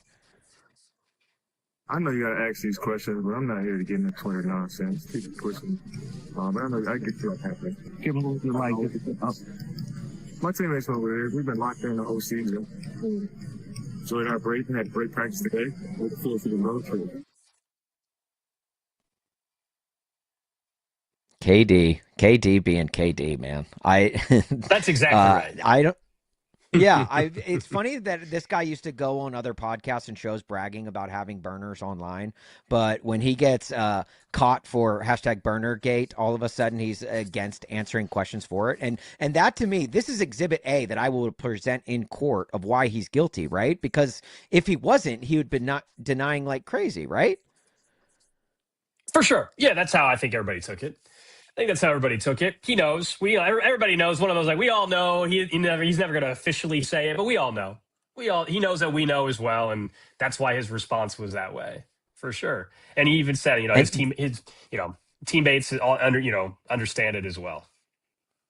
It's so much more wild this time because of the things that he was apparently leaked as to saying about, coaches that he's played for, players that he played with. There were current players that he's playing with now that were kind of put on blast through this burner account. And what was the account burner name is like Get Off My Dickerson or something. Just an absolute wild handle to have for KD, but it makes like all signs pointing to him it being true, and him not answering the questions is just might as well just raise his hand and say, yes, I guilty. You guys caught me. Yeah, I wasn't sure fully where you were going with the Twitter handle, but yes, that is correct. I will say Gilbert Arenas on his podcast even this week, he still doesn't believe that Durant was behind that Twitter account by that particular name. So I don't know. So it sounds like some people still don't believe it. At least Gilbert Arenas doesn't in this case. But yeah. Well, and with KD being on his phone, Yeah, him being on his phone at shoot around and all throughout the day on Sunday, like he was trying to put out fires, like he was realizing what was transpiring while he was on the court for the All-Star weekend.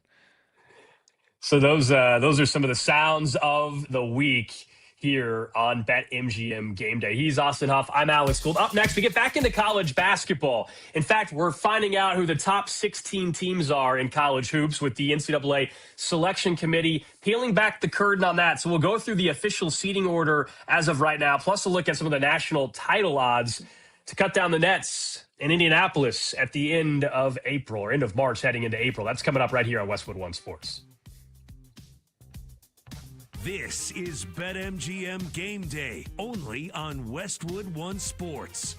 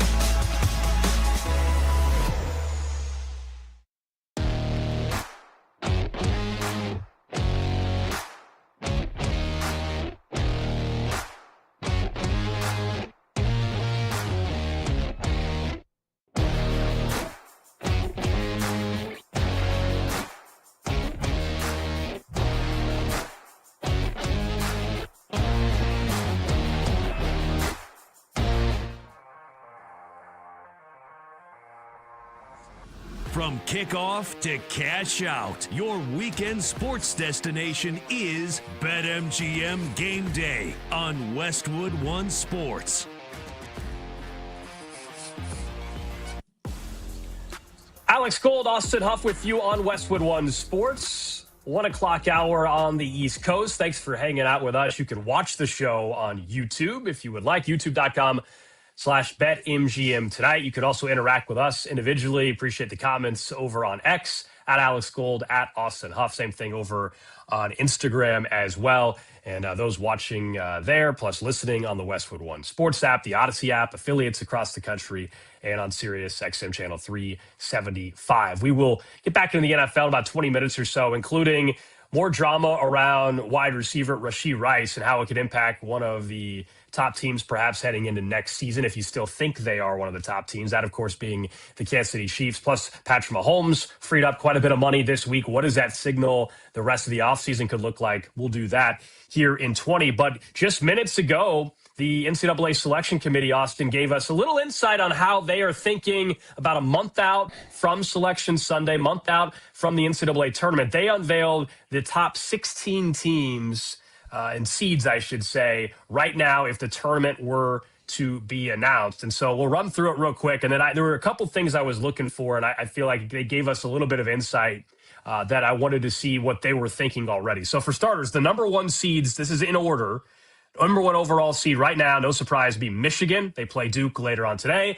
The number one seed next to them would be Duke, Arizona, Iowa State. So that's the one line right now. 2 line, UConn, Houston, Illinois, Purdue. 3 seeds, Florida, Kansas, Nebraska, Gonzaga.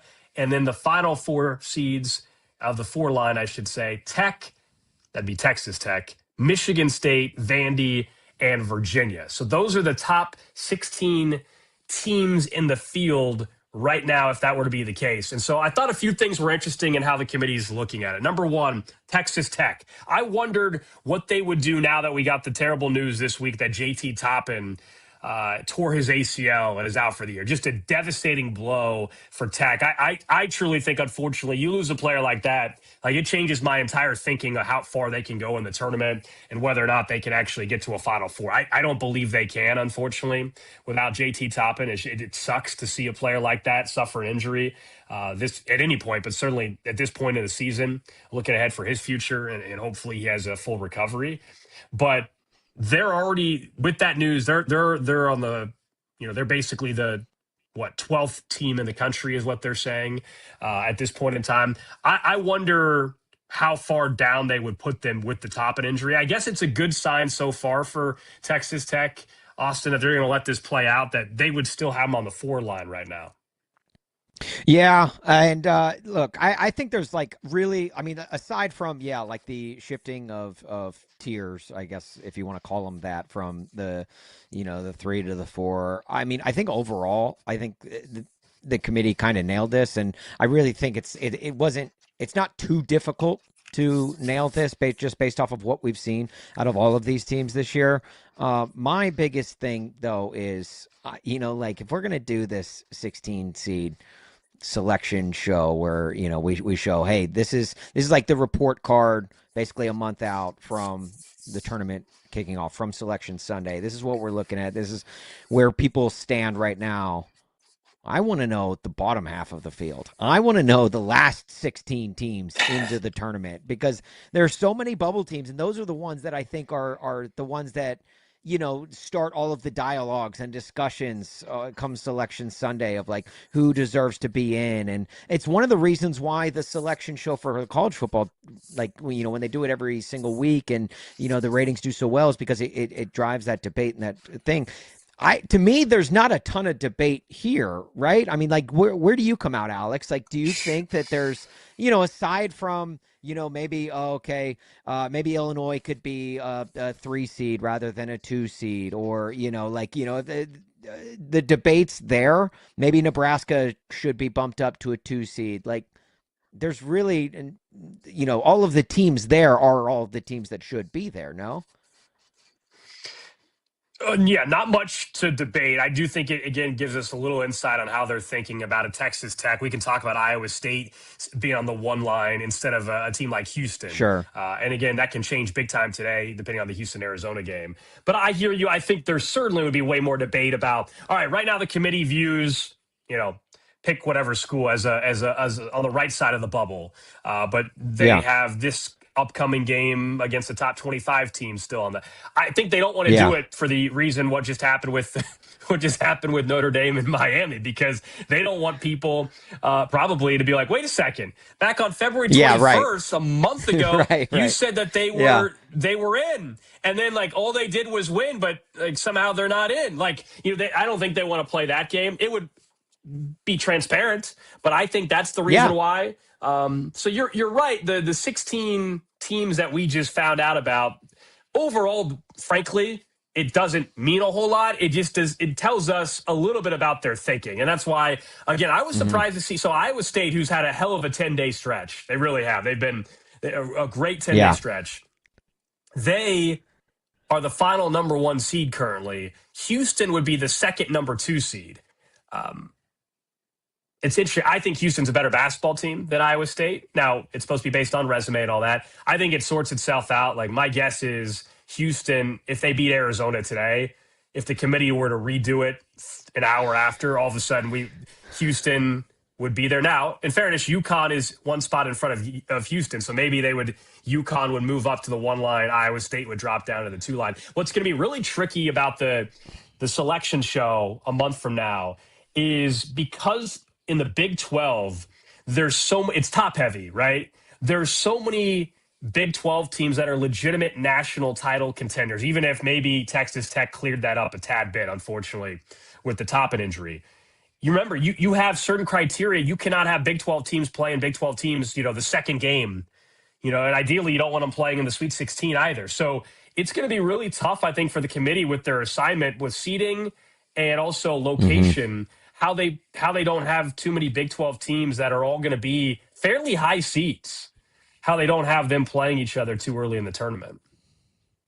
Yeah, and it does feel like with Houston kind of being on that 2 seed tier, that it's almost predictive in a way. Obviously they've got the matchup today against Arizona, but then right after that on Monday, you go to Allen Fieldhouse and you've got a top 10 matchup against Kansas. And then after that, the road gets a little bit easier with a few non-conferences, but it's almost as if the committee's like, yeah, we're banking on Houston losing one, if not maybe both of those games that they've got coming up. And this is where we think they will be. I don't know if that's why they put Houston in the 2 seed or not, but it almost feels like it's more of a predictive selection rather than a what have you done up to this point. Looking at the national title odds as we sit here a month out or so over at BetMGM, Michigan, who we all know plays Duke today. We were talking a lot about that game up in D.C. Michigan plus 325, Arizona 5-1, Duke 6.5-1, Houston 7.5-1, Iowa State at 12-1. It's interesting if you believe in the path argument and all that, you see Iowa State's the 4th number 1 seed right now, and you get them at 12-1. Is that intriguing to you if you take a look at that, to see what TJ Otzelberger can do with the Iowa State Cyclones? Yeah, I think for sure. Iowa State always tends to be one of those like tough teams. Obviously, you're a Kansas grad, like anytime you've got Iowa State, on the schedule, it's not one of those games where you can ever really take lightly. And if I'm going to take a flyer on one of the teams with kind of lesser odds, Iowa State I think is definitely one of those teams, especially if they end up landing a 1 seed and they end up getting kind of an easier path, if you will, to to the Final Four or out of their region. I think Iowa State is one of those ones. Again, Surgeon General's warning: do not take anything I take in terms of betting or taking odds on anything. Always fade me anything that I say. But I like Iowa. I'm sorry to Cyclone Nation for backing you in this because everything I say usually turns out to be wrong. Now, if you look at bracketology, again, we just got the top 16 seeds by the committee. But if you entering today, this is from Jerry Palm over at CBS Sports. He puts together, of course, bracketology as well. So he had Michigan as the number 1 seed in the Midwest, and that seems like likely where this is headed. He has the Houston Cougars as the 2 seed in the Midwest. The South is where he has Iowa State as the number 1 seed. And he has Nebraska as a 3 in the South, UConn as the 2 in the South. And then right now in bracketology, Duke number 1 in the East. We talked about that. They're playing in the same venue that they would play in as the 1 seed in the East if they got there. They have Illinois as a 2 seed out East. And you have in the West, Arizona as the number 1 and Purdue out of the Big Ten as the 2 seed in the West. So that's just where some of the bracketology is. If you're wondering just how, based on the national title odds and based on what we just found out, where things are sitting currently for a couple of the potential paths. I don't know about you, like we'll have plenty of time with the brackets and stuff, but I love we like brackets in this country. You know what I mean? Like we like brackets and that's how we do things. And I love when we start getting into talking about the potential paths for these teams. And it's one of my favorite times of the year. Who doesn't like March Madness? And we're very, very close to it. Yeah. I need CBS, if you're listening, which I know you are. You probably listen every single week here at BetMGM Game Day. I think you need to just give us, even if it's like the last 5 minutes of the show, just flash it on screen and let us duke it out for the next month of these bubble teams. You know, the Santa Claras, the VCU loses a game last night against St. Louis Billikens. And how does that fare them in getting in on March? You know, obviously UCLA is kind of crumbling a little bit. They were down to 4 there was players. a brawl. Yeah, exactly. We got another basket brawl, which has been kind of like a trend lately. It's a growing epidemic. And as someone who loves to, slow down at car wrecks on the highway, give me more of brawls in basketball, honestly. Give me some of that drama and excitement heading into March. But, it's like, I don't know, just the Seton Halls of the world, the Virginia Techs. I want to know where these bubble teams lie, and not the elites, if you will, that we already know are going to be in on March. They're already locked. It's just a matter of seeding. I want to know. Give me the nitty gritties. Give me the scum of the tournament and how they will fare out and duking out for those final 64, through 68 seeds in the tournament. I mean, I'll tell you, your Missouri Tigers are one of those teams that are on the bubble. You know, they're on the bubble. They had a big win against number 19 Vanderbilt earlier in the week. The Missouri Tigers got the win. They get top 25 Arkansas today. They actually get them twice in the final couple weeks. Missouri is probably on the right side of the bubble right this second, but their non-conference, as we've talked about before, was so bad. I mean, here are some of the teams that are on the bubble or climbing, like Grand Canyon. They knocked off a team that was in the net rankings, I think 44, in San Diego State earlier. NC State, you've got, as we mentioned, Missouri, but other team, Nevada. I think Baylor's probably going to easily miss the tournament at this point in time with the way they're playing. And this goes back to kind of what we talked about with the duel in the district today with Michigan and Duke, and how I feel like there should be a week this deep into the season that is just all non-conference games, because right now Missouri's one of those teams where it's like, look, winning in the SEC is important, but it really would have helped with some better non-conference wins and games. And if you have a week it's almost like one last testing point, one last chance to prove to the committee that you've still got it. I think there's a lot of teams that could benefit from a non-conference week this deep into the season to kind of prove what you are. And as we know, teams change throughout the year. Any John Calipari Kentucky team will tell you back in the day that, the team that started the year was not the team towards the end of the year. Teams can improve, teams can get worse. Obviously, with Tech and the Toppin injury, I think it's a good report card and a good, a basis to go off of heading into March. So I'm clamoring, and I don't know who's with me. I don't know if I need to start a petition, but I think we should get a non-conference week built into the college basketball schedule for, mid to late February. they've had like the bracket buster weeks, right? But that's more of a mid-major thing, and crucial spots to change seeding. But it kind of reminds me of that, right? Like bracket buster week. But you're saying make it big time non-con games. I mean, they do early on in January the SEC challenge and stuff like that. I do think if this continues to go well with Michigan and Duke, maybe we see more of them. I'll be honest though, it's weird. Like I like it as a fan. I get it as a coach in the middle. Like if you're in a Big 12 conference race, do you want to, like where you're already playing Houston and Arizona twice, for example, do you want to break that up and all of a sudden then go play Duke? After already that's the only thing if you're some of these coaches that are out there, and I understand the argument, like that's a little tricky. It's better for fans. Well, yeah, but I mean, to kind of counter that, it does get your team prepared for conference tournament and March Madness. Like it does get your team prepared. Like, hey, yeah, it's a gauntlet, and we're gonna have to face a tough team every time we lace up the sneakers. I almost feel like it kind of sticks your feet to the fire, and like time to nut up or shut up and see what goes. But I don't know. I just, as a fan, I would love it, and I think the college basketball regular season needs some juice built into it, because all we care about is March as casual sports fans. Unless you're a college basketball diehard, most fans only tune in to come March. And this is a way to get eyeballs on the sport, especially in this downtime in between the NFL being down and March starting up. I just think it would be great for the sport as a whole, and it would be great for individual teams looking to boost their resume. So we know where the NCAA selection committee is at right now. Again, the number 1 seeds would be Michigan, Duke, Arizona, Iowa State. The 2 seeds, UConn, Houston, Illinois, and Purdue. Coming up next, though, let's get back into the NFL a little bit. News with Rashee Rice and whether or not maybe the pending lawsuit that he now has could impact the NFL's decision with his availability. How could that change the AFC heading into next season? And Patrick Mahomes freeing up over $40 million in cap space. Does that change their offseason? We'll get into that next here on Westwood One Sports.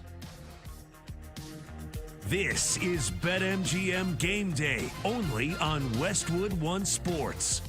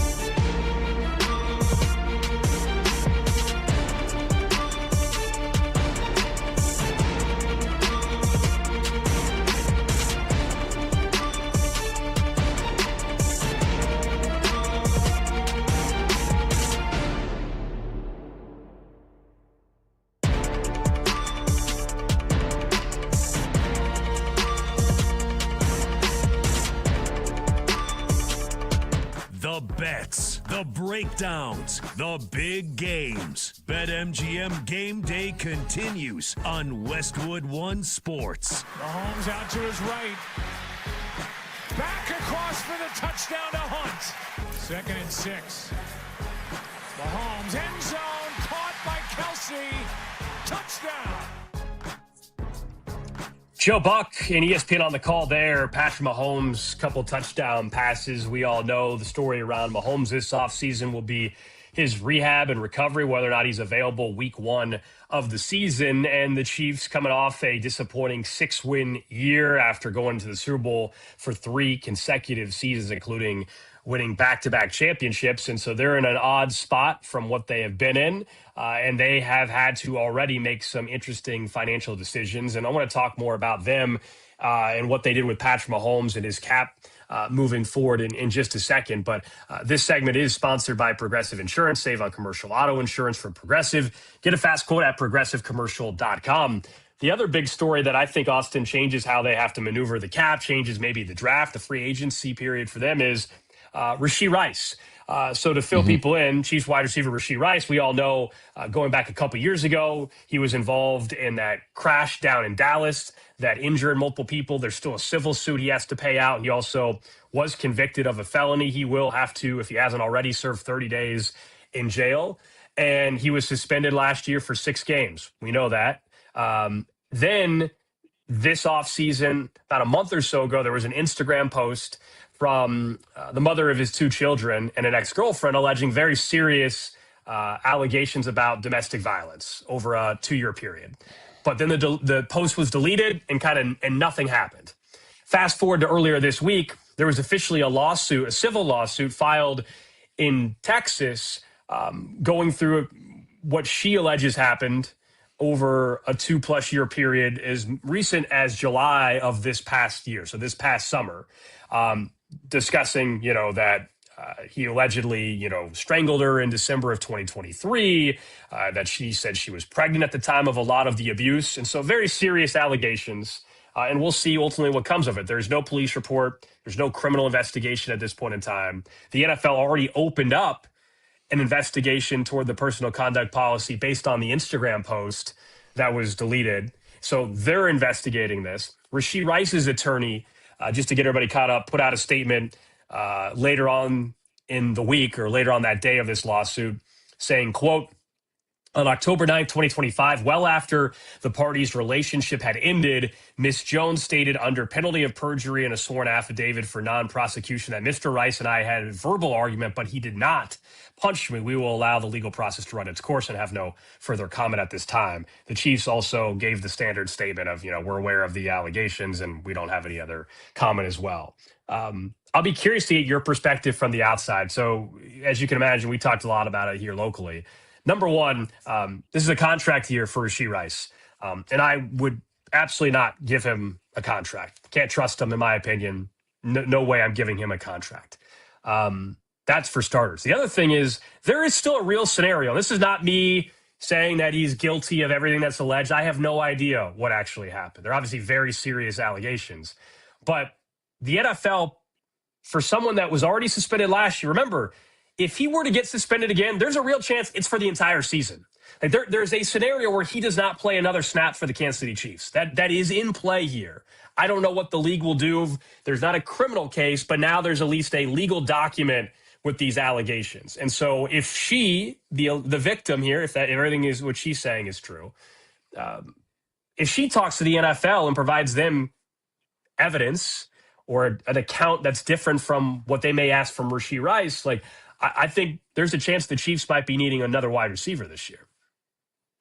Yeah, from the outside looking in, it's like one of those things where obviously you have to let due process play out and you have to know. But I mean, I'm one of those guys where as a fan, as a football fan, if there's ever a case like this, especially involving domestic violence or anything of the sorts, like if it turns out to be true, even just the rumors themselves are a bad look. It's a bad thing. And I hate when teams try to justify their way through this, because there are so many other players, there are so many other athletes in the sport that, maybe not to the skill level as a Rashee Rice, but, you can fill that roster spot very easily. And it makes me sick to my stomach, like if he does get suspended, like if I'm the Chiefs, I cut ties with him right away, like and if anything comes out prior to, a potential suspension, I would just, dust my hands, say, hey, let's go our own ways. Best of luck to you in the future. But we don't want any part of that on the team. Now, from the outside looking in, and you live and work in Kansas City, the organization better than I do, but this is a team that has brought back, Kareem Hunt after, issues. They, drafted Tyreek Hill after multiple issues in college and everything that he had surrounding him. To me, this seems like Kansas City doesn't necessarily usually take these, I guess the moral high ground ahead of the football high ground. Am I wrong there? It's the Andy Reid. It's the Andy Reid aspect of it. He's a big believer in second chances. Go back to, I'm not comparing the severity of any of these, but like, which one's worse, but Michael Vick, of course, right? Remember, he gave him right. a second chance. So that's been an Andy Reid thing, I'm not against second chances, but also I view this different than just like, a second chance in life. This is a privilege to play in the NFL. To your point, it's a little bit different. And I don't know, where this is going to go over the next couple months with Rashee Rice. And again, I'm not saying that she's lying. I'm not saying that's exactly what happened. I have no idea. Sure, those definitely. two individuals are the only people that know. But I don't know how you could give the guy a contract extension. And I think if we look ahead to then the football side of it, for a team that finished third in their division with only 6 wins. But then if you take a look at, the betting markets, they still have, I think, the 7th best odds or 9th best odds, I think it is, to win the Super Bowl next year. If you have this going on, I don't know how you don't proceed differently this offseason. Is it enough to where you think you have to draft a wide receiver at 9? Is it enough to where you feel like, you've got to go out there and make a bigger splash or try to get a trade done for an A.J. Brown? I think it's really interesting to see what this now looming over them also potentially does for their organization. And it can impact the AFC West, where you have a Chargers team that's actually the AFC West favorite right now. Is there a team in football with more variables at stake heading into the 2026 season than the Kansas City Chiefs? Because, start at the quarterback position, and they have the best one in football. What does he look like coming off of the biggest injury of his career thus far? Where does he, does he come back? Is he ready in time for week 1? I say it's 100% yes, he will. But, is he the same Patrick Mahomes that he is? I don't have any doubt that he will be there. However, then you've got the Travis Kelce question mark. We talked earlier about the potential of maybe a reunion with Tyreek Hill, and now all of the Rashee Rice drama. What's their wide receiver room going to look like in Kansas City? To me, there's they are kind of in a up against it with the cap as well. So it's crazy to me that a team that wins 3 Super Bowls then fails to make the playoffs the very next year. And then now entering an offseason with as many question marks as they have, I don't know what Kansas City team we're going to get. Are we going to return to the Super Bowl glory days, or are we going to get more of a 6-10 year like we had last year, or is it going to split the difference somewhere in the middle, and they actually could be playing in week 17, week 18, fighting for a playoff spot? Right. No, these are all things that are certainly being discussed here in Kansas City as well. I think, I'm in the minority locally on this. I've had the opinion all offseason that I think 2026 is a team that is pushing for a wild card spot, and that's it. And they set themselves up for 2027. And you alluded to the cap. They got Chris Jones, who has $44 million cap hit. People have talked about restructuring that deal. I don't think they should. I think you just go ahead and play it out at $44 million this year. It sucks this year financially, but that way you're better positioned for 27. I think that's when they're back to being a true Super Bowl contender. Not everybody agrees with my take on that, but that's just where I'm at. I don't think they will be a top 2 team in the AFC just like that in 2026. I think they're more of a wild card team. Now, if you want to tell me that they get in the dance and anything can happen because it's Mahomes, sure, I'm not saying that can't Sure. happen. But as in clearly one of the top teams entering the playoffs, I don't think so. There's some moves they can make to clean up the cap situation, some restructures other than Chris Jones, where all of a sudden they're actually pretty good. And the biggest one was, as you mentioned, Patrick Mahomes. I mean, they freed up $43 million by restructuring his contract. That just gets them to where they have about $10 million still to go to get out of the hole, and then Jawan Taylor, their right tackle, they can cut to save another $20 million. I mean, I can find $50 million pretty quick for them, but I don't think this is an offseason where they're just going and spending like crazy. This is going to be a team that, if you go and compare them to the Ravens, the Bills, and some of these other top AFC teams, roster-wise, 1 through 53, they don't have a top 3-4 roster in the AFC. The question is, does Mahomes make up the difference post-injury for at least 1 year? Because I'm looking more towards 2027. Yeah, this is now the fourth straight year that Patrick Mahomes has restructured his contract, and which like the teams that are in perpetual cap hell, they see that, and obviously Patrick Mahomes signs this record-breaking deal just a few years ago, and he's almost halfway through that deal. Well, that's why he signed the length. Yeah, they got him on a 10-year deal so they can do this.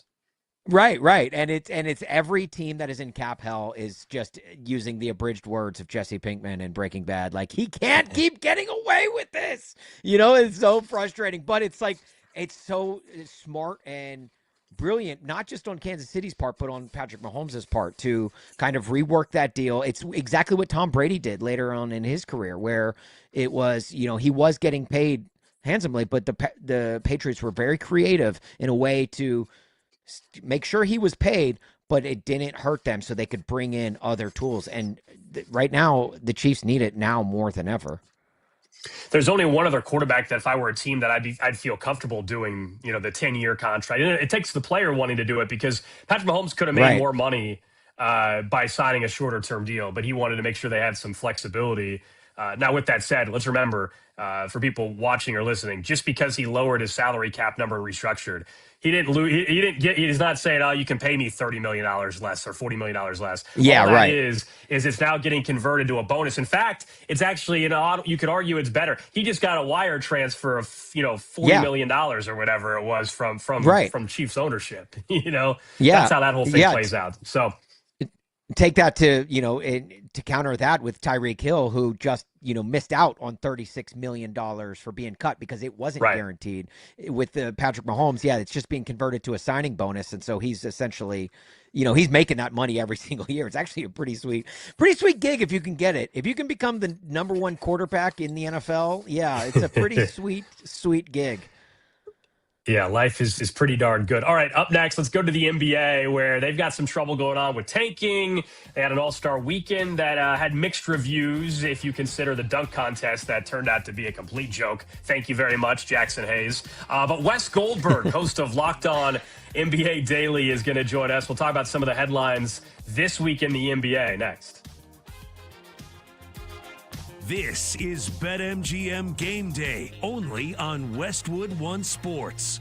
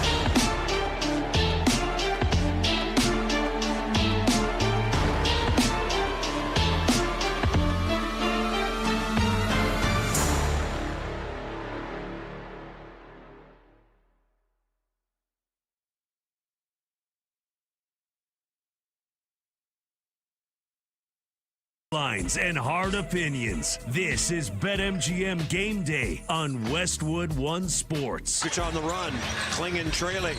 Bounce pass, Strother, lay it up and in. Wow.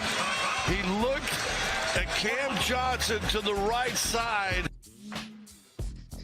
Nuggets over on Altitude Sports, Jokic and company putting together the most points in a road game in franchise history. They did also without Aaron Gordon due to an injury. We're hoping to connect with Wes Goldberg, host of the Locked On NBA Daily, host also of the NBA Real GM Radio. We're hoping to connect with Wes to talk a little NBA here. Alex Gold, Austin Huff with you on Westwood One Sports. And the Nuggets, I mean, you take a look at the odds, and they're doing this without Aaron Gordon right now, but they have the second best odds to win the NBA title this year. And you can shop around and find maybe a certain number, but 6-1 over at BetMGM. The Thunder are heavy favorites. That's the thing. Do you think we're at a point where it's just inevitable for the Thunder, or you're like, hey, this is the NBA, it's the postseason. Let's see also what happens with Boston if they get Jason Tatum back in the mix here, and could we see Boston go on a run on the East? But in the West, I mean, outside of Denver, it feels very unlikely there's anybody that can really push the Thunder right now, right?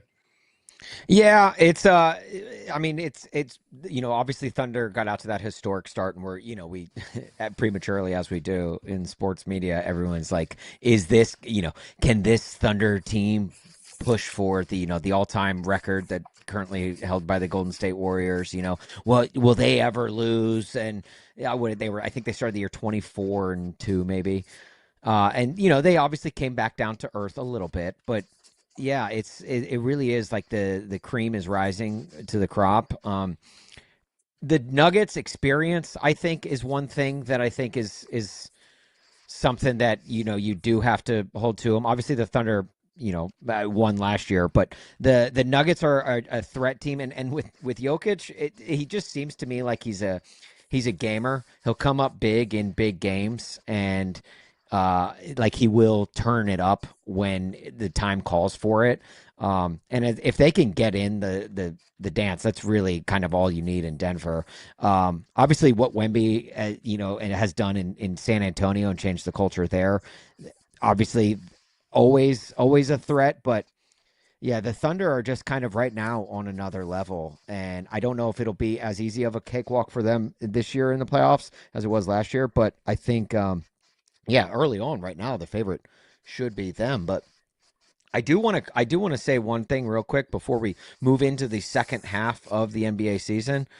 Hand raised, okay? I was very critical of the NBA All-Star Game last weekend, and that game ended up being a little bit better than I think we all expected. A little more, I guess, challenging and competitive, because it hasn't been that in many years. And Victor Wembanyama is one guy that I think is kind of helped foot that, because someone brought up a great point this week, where it's like saying, like, whenever you play like pickup basketball, or you see basketball on any level, and you see one guy going hard, it kind of raises the play for everyone else, for sure. Right? And I think Wemby was one of those guys where he's like, look, if nobody else is going to play, that's fine, but I'm going to dominate. And then it kind of elevated, the pride factor comes in, and it's like, okay, well, I'm going to elevate my game. And you saw that. So I think that the world versus USA, or I guess the world versus USA format that they've got, I think helped that a little bit. And I will say that, I was wrong in terms of what we were expected to get. It was better. Yeah, it was better. I'll give you that. I don't know if I came away saying, oh my God, like it certainly wasn't the Four Nations face-off feeling where I truly was like, sure, oh my, this is epic. This is amazing. Yes. But yes, it was an improvement. I also think the ratings, and if you're not a TV executive, you shouldn't care what the ratings are for the All-Star Game. If you enjoy it, you enjoy it, right? But I will say the ratings were up significantly for the All-Star Game. Now, I think it's a bit misleading, because the NBA or the NBC had the Olympics leading into it with 28 million people, and they actually lost 2/3 of the Olympic audience for the NBA All-Star Game. So in a non-Olympic year, there's no way that game's getting 8 million. No chance. Well, And the big difference of it being on network television this year rather than on basic cable, it's most of the time on TNT. But that also played into it. But it was nice to see some, I love the fact that NBC has the NBA. They're getting Major League Baseball this year as well. Like I think I think Fox Sports does the absolute best programming of professional sports. I think NBC does the second best. So I'm excited that they're kind of getting back into the fold in sports. And, their NBA coverage is unlike anything else. But for as much as I thought that, the game was better than I expected on Sunday, NBA All-Star Game Saturday night, I think we're done. I think the Shooting Stars competition was fine, but the dunk contest. My goodness, Jackson Hayes. I mean, that was the worst. I mean, I get it. I don't need Max McClung to be out there 5 straight years doing his dunk contest. But are you kidding me, Jackson Hayes? That was an actual dunk in an NBA dunk contest. That's pathetic. Yeah, it's sad. And I don't know how to fix it. I don't know if it's maybe something you build into the CBA where, like, rookies have to compete. Like, if you're a first-year player, top of the year, first-year all-star, like, you have to compete in the dunk contest. Or what the move is to fix it, because it is, like, it's hard. And it's hard to – you have to not only be good at dunking, but you have to be creative enough to come up with something that we haven't seen yet. If you can't figure this out, like, let's let it down. Let's end it. But I do love, like, I just remember the heyday of growing up with, the Vince Carters of the world, the, Dwight Howards, like, literally there were so many, Michael Jordan way back in the day, we had the best stars in the game competing in the dunk contest. And now the best stars don't want anything to do with it. Like, it's kind of a buzzkill. Right. And if you can't figure it out, just let it be, put it down. Right. I agree. Yeah, like you mentioned creativity. Somebody out there should have tied in the Olympics to their dunk contest. I'm telling you, jump through the rings of the Olympic rings or jump over them or something. Right. Go all in on the Olympics. Give me some excitement. I'll be honest, I did not watch the three-point contest at all last week. The dunk contest, I saw the Jackson Hayes dunk, and I did not watch after that. I was done. Yeah. My phone blew up, though. Yeah. People are like, did you see this? I said, yes, I did, and I'm done. I don't need to watch it. Yeah. Yes, I did, and I turned it off immediately. Yeah. All right. So I'm with you. I'm with you on All-Star Weekend. It sounds like we weren't far off. Our producer, Zach, told us something earlier today. We got to get to. We meant to get to this earlier. Yes, we got a few minutes here. Zach is our wonderful producer. He just moved to Nashville. And we've been joking off air and stuff about the adjustment, like any of us would have, right, in our career. You move to a new place. It's hard. In radio, man, as you know, Austin, sometimes you got to move around and work your way around to get to where you want to be and stuff. And so he's in a new spot, and he was talking about cooking. And look, I'm not one to talk because other than grilling or like smoking some barbecue, I don't cook either. Like I'll grill steaks, grilled chicken, burgers, and I'll smoke some ribs. That's about it. I can make the most basic like tacos or spaghetti, but that's it. So I don't want to claim that I'm chef gold over here. But our producer told us he cut part of his finger while in the kitchen. I said, "Oh, okay, that sucks." But like, what were you like making a nice dip, cutting onions or potatoes or what? I'm so confused as Zach, you can watch and see on YouTube. Zach, you said you cut your finger cutting bread? Were you making a sandwich?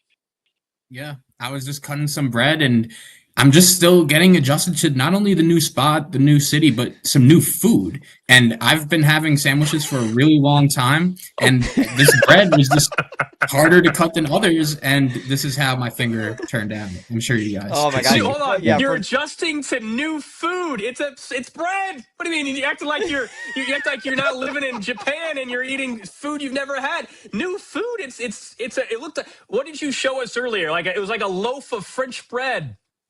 Yeah, exactly. French bread. Apparently, that's harder to cut than the bread I was getting back home. This is literally the greatest injury. French bread. You said, apparently the French bread. You lived in New York. You act like there was no French bread in New York. It was. I went to Whole Foods for the first time. This is my first time at the supermarket, and they just had different bread that was more difficult to cut, and I learned that the hard way. This is the greatest how are injury you since cutting sliced it? bread. The same way I always cut my bread. I'm usually very careful. I don't know what I don't know what happened. The whole moment is blurred, but I feel fine. It's just a little painful. I'm tough. Did you lose part of the finger? No. It was just a big cut. Okay. It wasn't Good that question. Good. Yeah. Yeah. For our radio Not audience, Jason this thing is Pierre-Paul over here. This thing, yeah, right, yeah. No, but you might be. It is looks like it's like in the same vein of a like your typical injury. Literally, like the radio audience listening, this thing is taped up like a Looney Tune cartoon, like the most biggest tape job that you can see. It is Trevor Bauer after using a drone level of blood seeping through this Band-Aid. And look, I will defend Zach here, okay? Zach Kroll does a phenomenal job producing this show every single week. He absolutely crushes. Our entire team do. Max, Grant, everyone. We have a really good team behind the scenes here. But that reason right there, his bandaged up finger, that is the reason why we got into radio, okay? Because we're not good at anything else, okay? And and you could say we're not even that good at this, but that is why we get into radio, is because when we ever try and venture out into things like as challenging as sandwich, then this is what happens. So, Zach, I got your back, man. It's hard out there on these streets for us. I'm still surprised by your reactions. Like the fact that it was bread, like, does it really make it that bad compared to other foods? Yes, it absolutely does. I'd like if you told me you cut your hand like cutting onions or something, I'd be like, all right, I mean, that sucks, but it happens. Or steak. Bread. I mean, here's the thing: it's just you at the apartment, right? You don't have roommates or anything. It's just you, correct? Okay. Honestly, just be the classic single guy. Just rip the damn bread apart. It's a French. Just rip it apart and just be done with it. No more cutting. Thank you, French Zach, bread, though, allowing us to embarrass you. That's Zach. That French bread can get hard as a rock, though, and you start to slice that thing. Oh man, I don't envy the situation that Zach is in. What he didn't tell you is he was holding the piece of bread in his hand as he was cutting it. I mean, that's the issue. Like, what? And it's the index finger. All right. I can only imagine what typing has been like for him this week. All right, up next, let's get back into the NFL. The franchise tag window is open. We'll go through 10 or 15 of these candidates, and do we think any of them are actually getting tagged, including the Super Bowl MVP? Plus, coming up next hour, USA Hockey, at least the men, trying to get a gold medal. The women took care of business. Can the men do it against Canada tomorrow? That's next.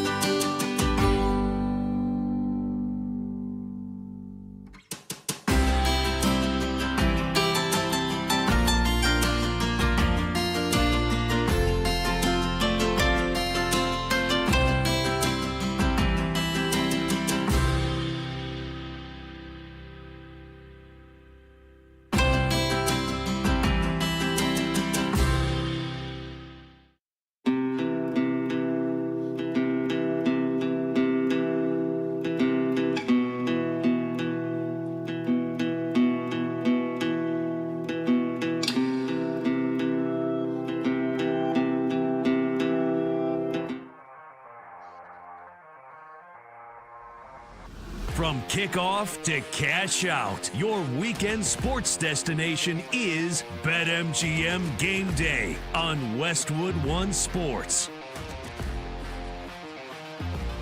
Moving right along here on BetMGM Game Day, Alex Gold, Austin Huff. We'll get back into the NBA in 20 minutes. We'll try to connect with Wes Gold and then talk a little bit about the tanking solutions that reportedly the NBA considering at this point in time and which ones actually make the most sense. We'll also talk a little bit more about the Cleveland Cavaliers, who have looked pretty darn good since acquiring James Harden post-trade deadline. They're sitting there with some of the best odds to win the Eastern Conference. But we start this hour with the NFL. Franchise tag windows opening up, and the deadline, of course, ultimately is going to be up until March 3rd at 4 Eastern. And there's some names on here that are eligible that I don't think truly are going to get tagged, but I'm curious if we go through, how do we see this playing out and how will it impact free agency? Just for a reminder, we know the projected slotted value for the non-exclusive franchise tag. So, for example, if some team wanted to franchise tag a quarterback and the only quarterback that's a candidate for that is Daniel Jones, and I still don't think he'll get tagged, but if you were wondering, that'd be $47 million. If a wide receiver gets tagged, like a George Pickens, which I think will happen, 28.8. You go through corners, 21 million, tight ends, 16.3, running backs, so maybe a Breece Hall, 14.5. And those are kind of the key ones to mention. Some of the names that stand out here as candidates to be tagged: Kyle Pitts, tight end for Atlanta; Trey Hendrickson, the edge there for Cincinnati; George Pickens, Daniel Jones, Alec Pierce. I'll stop there. There's some other candidates, but do you think we see more? Like, I feel like everybody always talks about guys getting franchise tagged, and there's never as many as we believe. But I think definitively George Pickens is the most obvious guy on this list to get franchise tagged by the Dallas Cowboys. Yeah, it's really like kind of like a basis of like, okay, can a team use the franchise tag to their advantage as like almost like a coupon that you'd use at the store? Because right now, like, George Pickens is probably evaluated to have a 4-year, $122 million contract. That comes out to over $30 million AAV, right? But if you can franchise tag him, you can get him for a year for $28 million. And George Pickens has already been a steal because he's just coming off his rookie contract where he was getting $6 million a year. But he has obviously far outplayed that, so he deserves to get the pay increase. I think George Pickens, I think the Cowboys are going to jump on that opportunity to franchise tag him, pay him the 1 year for $28 million rather than, trying to restructure a new deal. Maybe they will do that in the future, but to try and get another year out of CeeDee Lamb and George Pickens and with Dak Prescott, I think it would be in their best interest to do so. But then you've got guys like, we talked earlier about Tyler Linderbaum, the center from the Ravens, and I guess he could be tagged by Baltimore, but for him that wouldn't make sense because with the offensive line, they're lumped into a position as a whole, and so when you take the average salary that a franchise tag for the offensive line would get, that factors in left tackles, who are the highest paid position on the offensive line, and a center doesn't get left tackle money, so it doesn't make sense for them to franchise tag Linderbaum, when they'd probably have to pay him way more than they would as a center. But yeah, when it comes to George Pickens, for sure, like I think the Cowboys should and will franchise tag him. And I think there's a real chance they still get a long-term deal done with him, but we know how the Cowboys work with that. If they do, we're going to be talking about this all the way through training camp. They always wait to the last minute to do that. Now, typically that's been with homegrown guys. It's been with CeeDee Lamb or Dak Prescott. We know Micah Parsons, they ultimately did not get a deal done. He got traded. I don't think if they tag Pickens, it's a tag and trade. I think they would just play it out for one more year if they can't get another year, a deal finalized, I should say. So I think Pickens is there. I also think the most interesting one on this list, honestly, to me, is Kyle Pitts. If you're Atlanta, we all know where you drafted him. Got a brand new regime coming in. He last year had a really good year, but he's not lived up to what everybody thought and expected that he would be from where he was picked. And he's still an athletic freak. If he hits the free agent market, he's going to be highly sought after. Like he will be an interesting name to watch. I think Atlanta might franchise tag Kyle Pitts. And as I said, the tight end number is projected $16.3 million. So Kyle Pitts, I would put him in the category of like, of likely to get a franchise tag. It's less likely than Pickens, but I would put him there. I think it's more likely Pitts get its franchise tag than Trey Hendrickson at this point, honestly. Really? Unless you think there's a trade set up with Hendrickson, unless you think there's a tag and trade already in the works.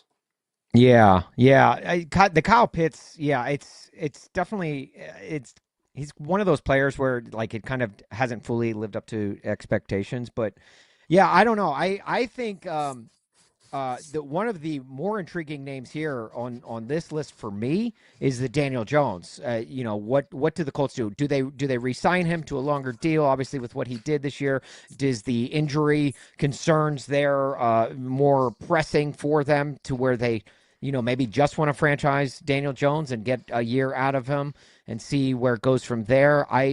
To me, he's the most intriguing name on this list of potential franchise tag candidates for me. Where do you come out with Daniel Jones in that situation? Yeah, I don't think he gets tagged. I mean, that number is $47 million for a quarterback. I know the injury concern and all that, and you're worried about like their extension. They don't have to. I mean, he's in that market. Daniel Jones' extension is not going to be a 4-year contract for work. Putting him as a top 5 paid quarterback in football. So I mean, I think it can be a shorter term deal because of the injury.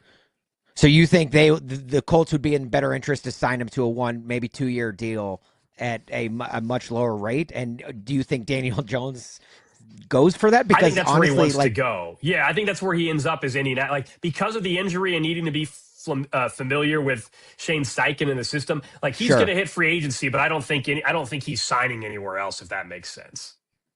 Right, but do you think he would potentially settle for almost like I feel like he's got a lot of leverage in a negotiation with Indianapolis of saying, hey, listen, what your team is without me. What your team is, what I was able to provide, at least for the first half of the season before injuries started nagging their way, because it wasn't just the Achilles for him. It was also the fibula that really started to nag him. And that's kind of where they started to see the slide in Indianapolis. But I don't know. I feel like Daniel Jones carries a lot of leverage in negotiation with Indianapolis because what's their alternative? Yeah. For sure. I would say, though, if you go if you're Daniel Jones, knowing the injury you had, though, and then where you just had success, where else? Daniel Jones doesn't want to go sign with Miami. And Miami's not going to sign a Daniel Jones type. I don't know where else is Daniel Jones going, though. That's the other part of it. I just think it's a good fit. It's a good counter, yeah. And I don't think Alec Pierce will get franchise tag, but there's another player on their roster. And Alec Pierce, that's a candidate to be franchise tagged. I don't think that's happening. I just think they're not going to look to spend that kind of money on a wide receiver there. But that's the other part. Do either of those guys get tagged, I guess? Alec Pierce is one of those names on this list that I think he's going to hit free agency, and I think he's going to get a Brinks truck from someone. And it will probably be worth way more than he probably is worth. Don't get me wrong. I think Alec Pierce is very good, and especially a deep threat potential for anyone needing a wide receiver. But I don't know. I just feel like he's going to be one of those guys that kind of shifts the market for wide receivers.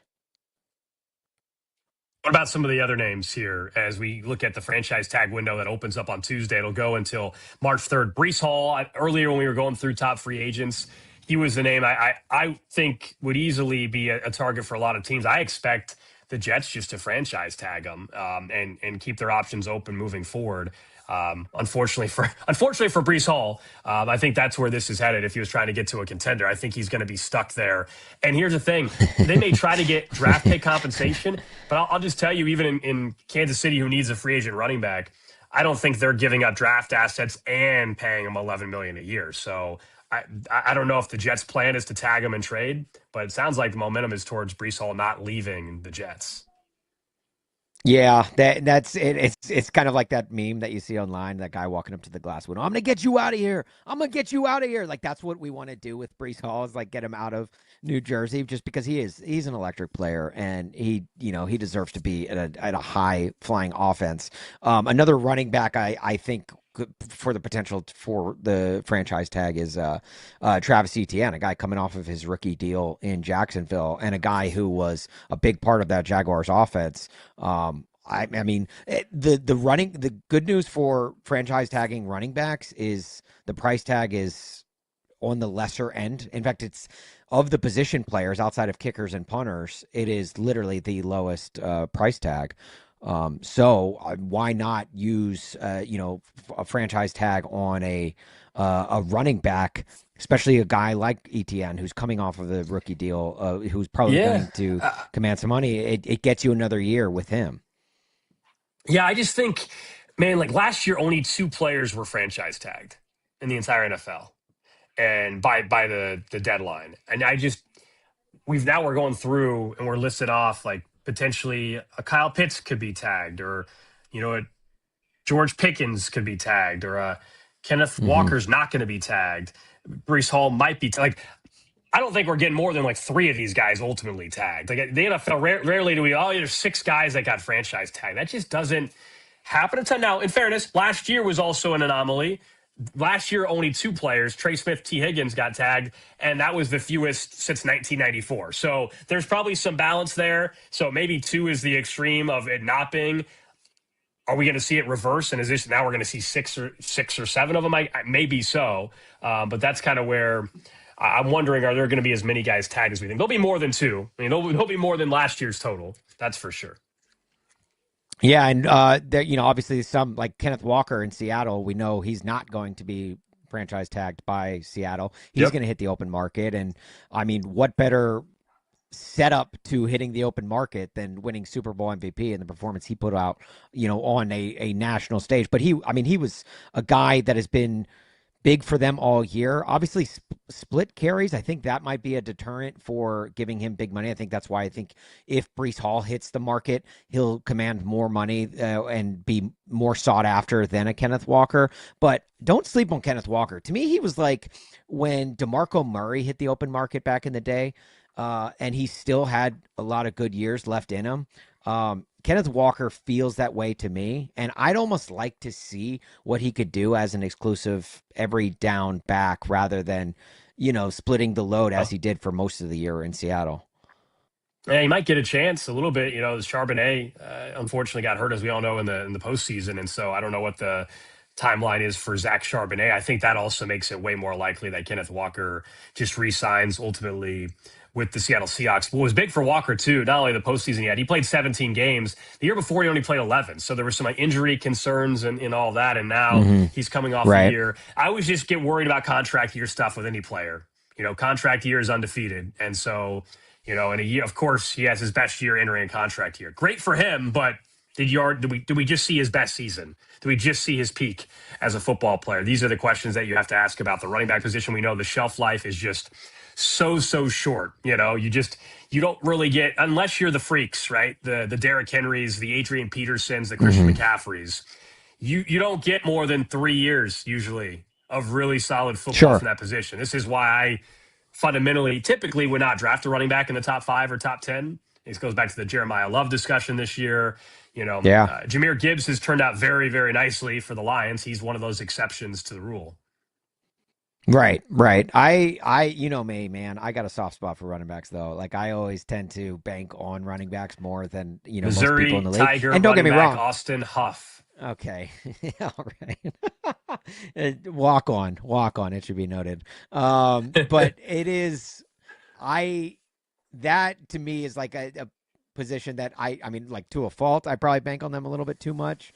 But I also, as a Titans fan, I saw Derrick Henry year after year, people saying, oh, when's he going to drop off? When's he going to drop off? And he did nothing but put up 1,500 to 2,000 yards every single season. And he's still doing it in Baltimore. So you're right. It is kind of on a player by player basis.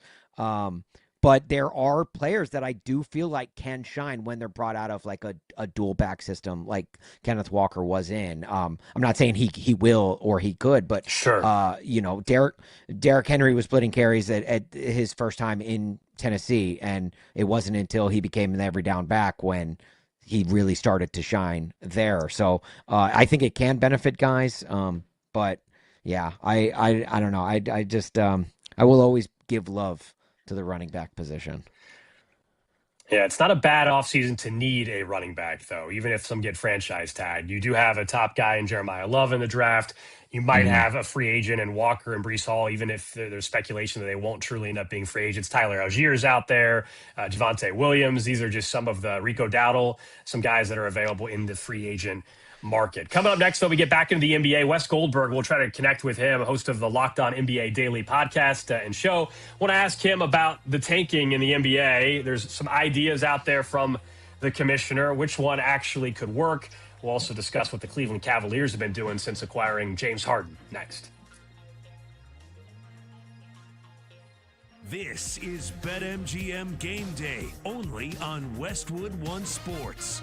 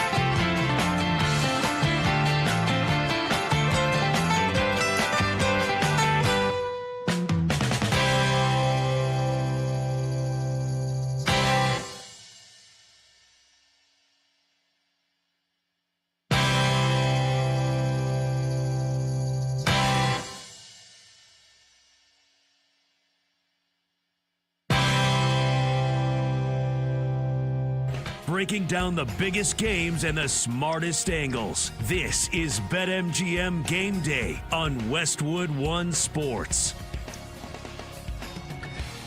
Alex Gold, Austin Huff back here on Westwood One Sports. Thanks for hanging out with us. We will talk a little USA men's hockey gold medal match coming up tomorrow in Milan as they take on arch rival Canada. It's the matchup that I certainly was hoping for. There's some people I was watching with yesterday, Austin. They were hoping that Canada was going to go down. I said, no.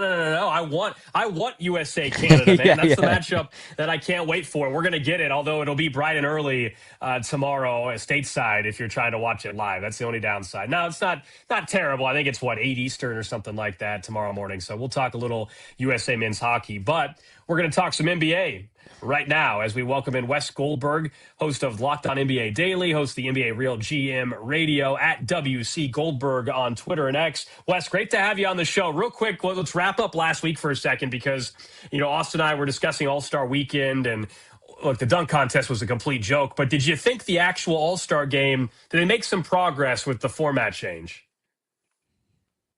It did, right? I think the format change was really key there. These 12-minute little quarter-type games, it's not enough time for these players to go out there and embarrass themselves by laying on the floor or just not trying.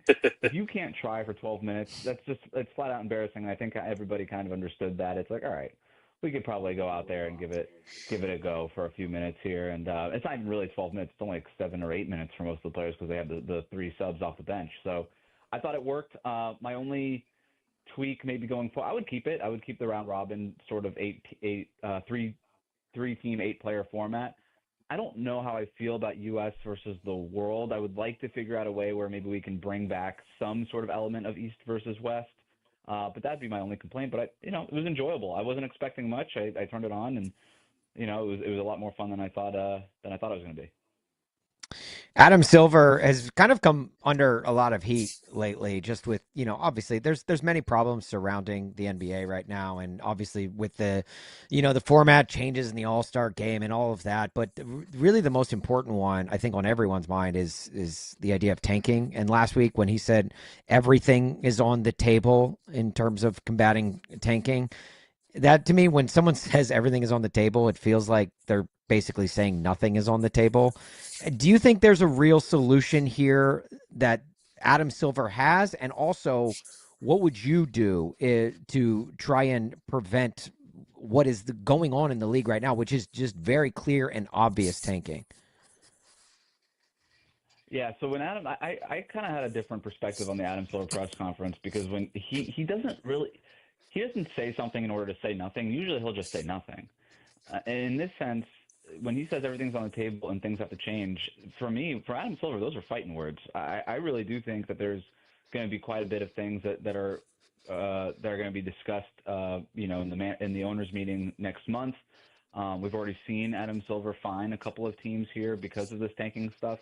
I do think that right now he's got to be a little bit more of a wartime commissioner and really kind of attack tanking in a way that maybe, we've seen David Stern and his successor, the previous commissioners kind of, strong arm some of the owners here and really just say, like, look, I know I technically work for you, but I have to do right by the league, and we have to look for the health of the league, and this is not going to be okay. In terms of some of the solutions that are being proposed, I've heard, flatten the lottery odds for the 10 teams or for 14 teams, include the play-in teams. We're getting some crazy stuff about, like, when, by the All-Star break, the lottery odds are frozen and your records are frozen, and then after that, it doesn't matter. I've said this a million times, and I'll say it again to you guys. The NBA has an adding problem. The NBA loves to add rules in order to fix stuff that they screwed up. And then those new rules have unintended consequences. And then 2 or 3 years away, they have to add more rules to fix the unintended consequences of their old rules. They need to stop adding stuff. They need to stop with this crazy ideas of – you've heard of all the million tanking ideas, reverse the lottery, all this stuff. Stop it. Stop it. Hold the owners accountable. I would actually remove more rules, right? Like this idea of, hey, you can only protect 1 through 4 or lottery protected, no more top 8 protected. Get rid of protections. You trade your first-round pick, it's gone. Okay? Now you don't have any reason to tank. I think just getting rid of stuff And I would get rid of the lottery, frankly. I think they're going in the wrong direction about trying to include more teams. You allow more teams to play the lottery, you're going to have more teams tanking. I would get rid of the lottery altogether. And I think the most common retort to that is, hey, well, now you're going to have teams tanking even harder to try to have even worse records. And my response to that is, okay, bet. Like, try to win 12 games a year. It's really, really hard to be that bad. And right now, for most of these owners, there's no consequences to tanking because you can win 35 games and still end up with a chance of getting Cooper Flag the way that the Mavericks did last year. 35 games is fine, right? There's no consequences. You're not risking gate revenue. You're not risking merchandise revenue. You're not risking embarrassment, right? If you're these owners and you still get to play the lottery. Get rid of the lottery, and now you have to actually risk all of that stuff. I think that's a really hard sell for a lot of organizations and a lot of franchises for their fan bases and their season ticket holders and all these things. If you make it that clear that with a roster going into the season that you're only going to win 10 to 15 games because you're that gung-ho about getting the number one pick, all right, go for it, but it's going to be risky. So I would say just get rid of the lottery altogether. That's been my solution all along, but I feel like I'm alone on that island, and I keep screaming it into the void, and nobody's listening. We're talking to Wes Goldberg here on Westwood One Sports. Now let's get to what is actually going on in the league on the court right now as well, and looking ahead in the Eastern Conference. We know at the deadline, the Cavs go out and acquire James Harden. So far, they're 5-0 since that trade. How real are the Cavs? Where do you position them in the East right now, where, at least in the odds markets, they've got as good of odds as anybody to win the East? Yeah, I think the important distinction right now with the Cavaliers is the James Harden trade is obviously the loudest thing that they've done recently. But even before the Harden trade, they were starting to trend in the right direction. They were getting guys back that were healthy. Sam Merrill was back healthy in the lineup and making his threes. Jalen Tyson really came on strong for them as a role player on the wing. And they were trending, like I said, in the right direction. They were the number one offense in the league for about 15 to 20 games prior to the James Harden trade. And this was what made the Cavs special last year when they won 60-plus games, and they looked like a team that could potentially come out of the Eastern Conference. They were starting to flirt with a top 10 defense again. These were all, again, prior to the Harden trade. Then you add Harden to the mix. And, yeah, you trade Darius Garland, but Garland, to me, was not a factor for them this year because of all the injuries. So you basically just add an all-star caliber guard to the mix here. I love the trade for Cleveland, at least in the short term. I like it even more the more I think about it and the more I've seen it on the court. I do think it works. I think I think the criticisms of Harden are fair, right? Like there's a honeymoon phase with James Harden and it always sort of ends poorly. We know what his record is in the playoffs, but you know what? I think the Cavaliers would be happy with just honeymoon phase Harden for now. They're in their championship window right now. And when you're in your championship window, you do whatever you can to maximize your chances to go and win a championship. And I think adding Harden, even if he's 10 years older than Garland, all of these things, that trade might look bad 5 or 6 years from now when Garland is an all-star still and maybe Harden's out of the league because he's retired. I don't care. I think it was the right process. I think it was the right approach, and I think you're doing what you can to try to maximize this thing. And, by the way, keep Donovan Mitchell in Cleveland I think is a big part of this too. So I think the Cavs should be taken seriously. I do have some concerns about their playoff, situation. They have shown the last couple of years in the playoffs that they could be easily out-physicaled, that they don't necessarily rise to the occasion. And then you add James Harden to that mix, who doesn't exactly have a history of doing that. I kind of am wondering if they're just trying to see if two wrongs do make a right in this scenario, where it's like, hey, we're kind of, folding dandelions in the playoffs. He's sort of a shrinking dandelion in the playoffs. Let's see if we can kind of fix each other here. But they're relatively desperate to try to make the most out of this window here, and that was the move that was on the board. They made it. I think you applaud them for being aggressive. But again, this is more than just a James Harden story. The Cavaliers are playing well as a team overall, even before the Harden thing. After the Harden thing, it makes them even better. I do, and to answer your question, yeah, I do think that they are a team that can legitimately come out of the East. I wouldn't have them as my favorite, but I think they can. The loudest non-move at the deadline was obviously Giannis Antetokounmpo not getting shipped out of Milwaukee. And, immediately we're thinking, okay, well, Milwaukee's going to wait till the offseason to get, somewhat of a better deal.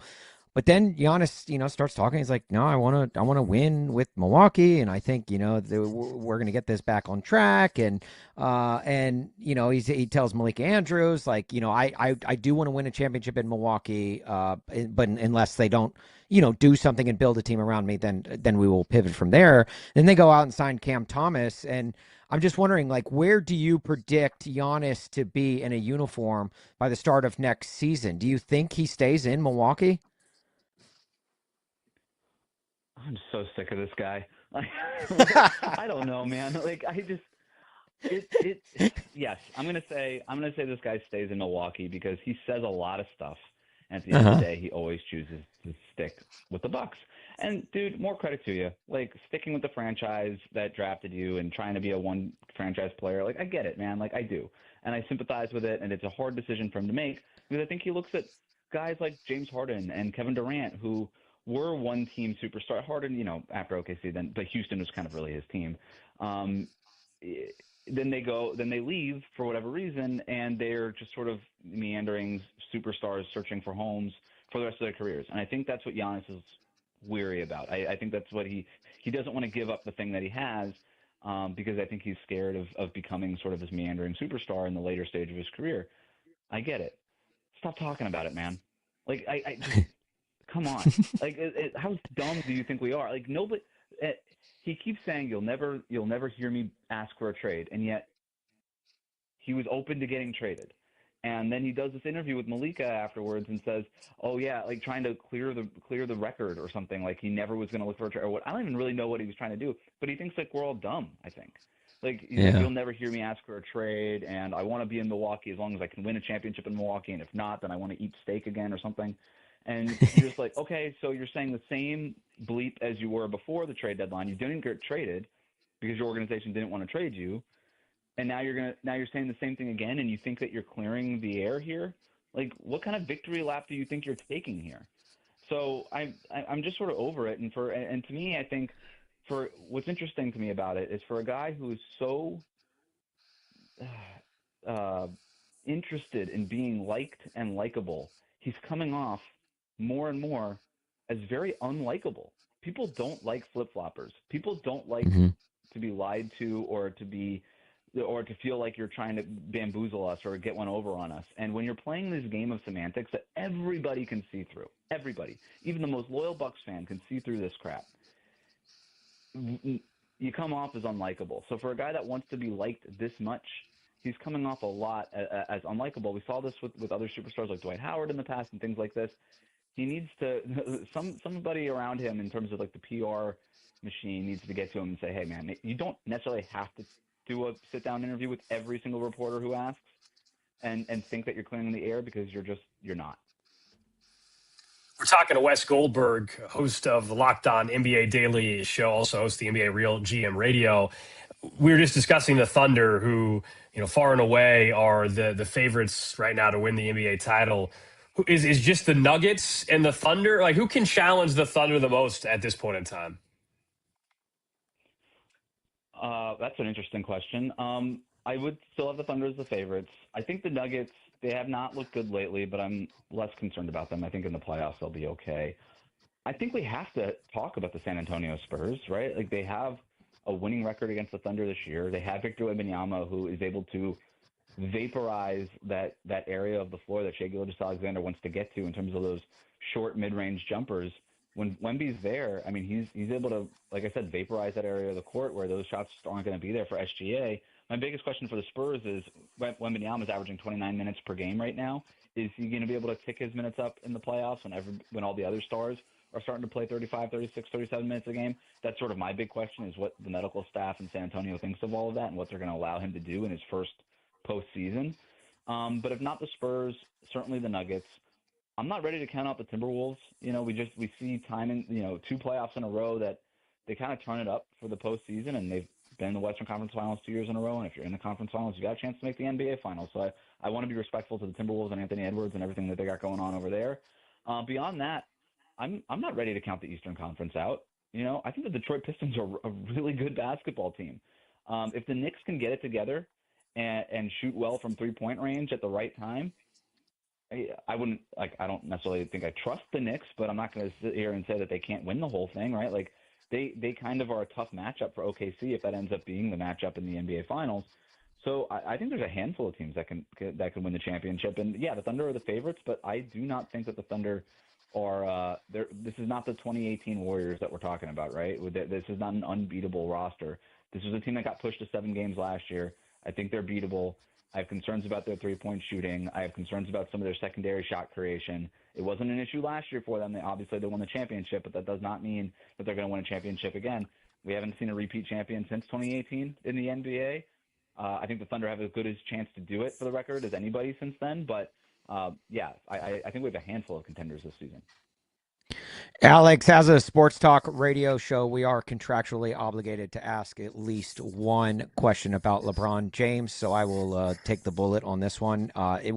Quickly on the way out the door, do you think that I've heard a theory this week that LeBron James could potentially turn the rights to a potential retirement tour next season for like his own production company and turn it into some year-long reality show, if you will. Have you heard anything along those fronts? And doesn't that just make the most sense for LeBron's career on the way to go out? Yes, it does. But first, don't apologize for LeBron James content. As a fellow sports content creator, this is LeBron, man. This is either the first or second greatest player in NBA history. I know he's every headline. We talk about him all the time, but it's if Michael Jordan were playing in the NBA right now, we'd be talking about Michael Jordan every day. And then if we didn't, we'd feel ridiculous for not, because it's Michael Jordan. So it's LeBron, man. It's the end of his career. We don't know how much longer we're going to be able to talk about LeBron in terms of a basketball player, whether it's the end of this year or at the end of next year. So I'm here for the LeBron content. I'm here for it, and I don't want to apologize for making LeBron content. I do it several times a week. Deal. Okay. Let's all agree to not apologize for LeBron content. No, guys, I would be shocked if it wasn't some over-the-top production thing for his final year. And we're already seeing this year, some of the little flashbulb moments that are going to be the big sort of. I'm predicting basically his version of the Michael Jordan documentary that came out during COVID. I think it'll be a multi-part series that he's going to shop around to all the streaming services, make a bunch of money on it, and more power to him. I'm going to watch every second of it. Again, he's one of the greatest players of all time. Let's celebrate this stuff as much. It's so easy to get sick of it, but we should celebrate it. We should appreciate it, because with LeBron, with Steph, with KD, with some of these legends that we're just so used to having in our lives, we're going to wake up one day and they're not going to be there anymore.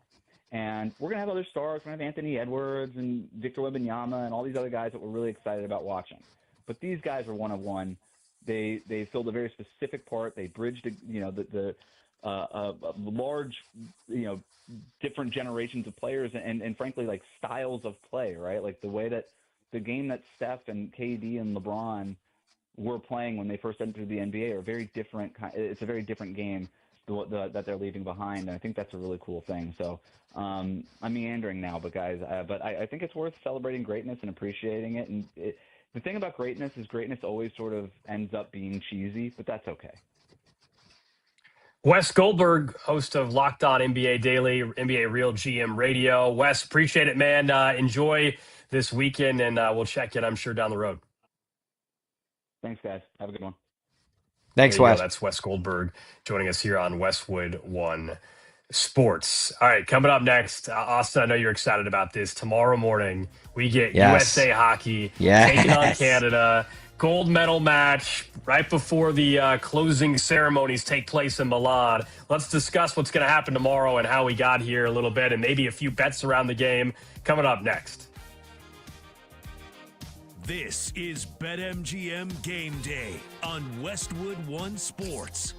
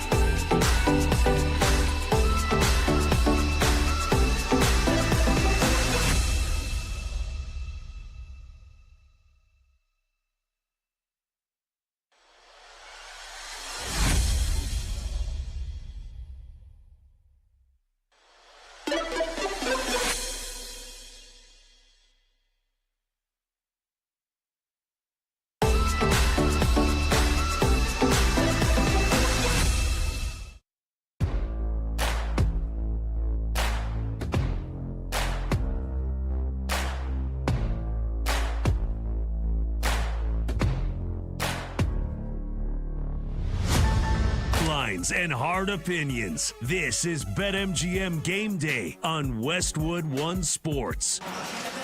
Here is Eichel. United States 3 for 9 on the power play. Thompson scores! Tage Thompson makes it 2-0 United States. NBC on the call yesterday. The U.S. men's hockey team on to the gold medal game. Bright and early tomorrow, 8 o'clock or so a.m. Eastern tomorrow, as USA taking on Canada. We know the women did their part. We'll see if the men can get their first gold medal at the Olympics in men's hockey since 1980. I'm sure that one rings a bell to a lot of people listening out there with the miracle on ice. The U.S. officially an underdog, though, man. Officially an underdog. Taking a look at the odds, plus 102 to minus 122. So slight dogs against the Canadians. And I don't know why. Like I was watching with some friends. It was during our show yesterday. So I was texting with some friends during it, and some people were wanting Canada to lose in the earlier match. I said, no. I want this. This is what I want. If the U.S. is going to win a gold medal in hockey for the first time since the 80s, I want it to be against Canada, and that's hopefully what we get tomorrow morning. Right. It's like Bills Chiefs in the NFL. Like Josh Allen wants to go through Patrick Mahomes to get to a Super Bowl, right? Like it's USA wants to go through Canada to win the gold medal. I mean, it is shaped up perfectly. It is very much like a movie in that sense, because it is this whole tournament through the playoffs. Obviously, both these teams, neither one of them has lost a game. It has felt like we're living the montage of a movie in like a great, like a great hockey movie. Where, you know, like D2 most notably, right? D2, the Mighty Ducks, when Team USA goes down and plays in the Goodwill Games, of course, sponsored by Hendrix. And then they go on and just roll through like Trinidad and Tobago. They roll through all of those like lesser countries only to get to that Iceland match. That is what like this Olympic tournament has felt like, where it's like both these teams were destined to play in this gold medal game. And obviously USA went looking for their first hockey gold medal since the Miracle on Ice team. And Canada yesterday, like they did fall early to Finland 2-0, and then they get 3 unanswered goals from, you know, Sam Reinhart, Shea Theodore, and Nathan McKinnon. And then USA just clearly just routs Slovakia. And honestly, personally, I don't think we've seen the best of what Team USA can bring. Obviously, the Hughes brothers and the Kachuk brothers have been, you know, completely becoming the faces of Team USA hockey and have really put together, you know, just a really good, strong team. But tomorrow's the test. Tomorrow morning, we get hockey with our breakfast.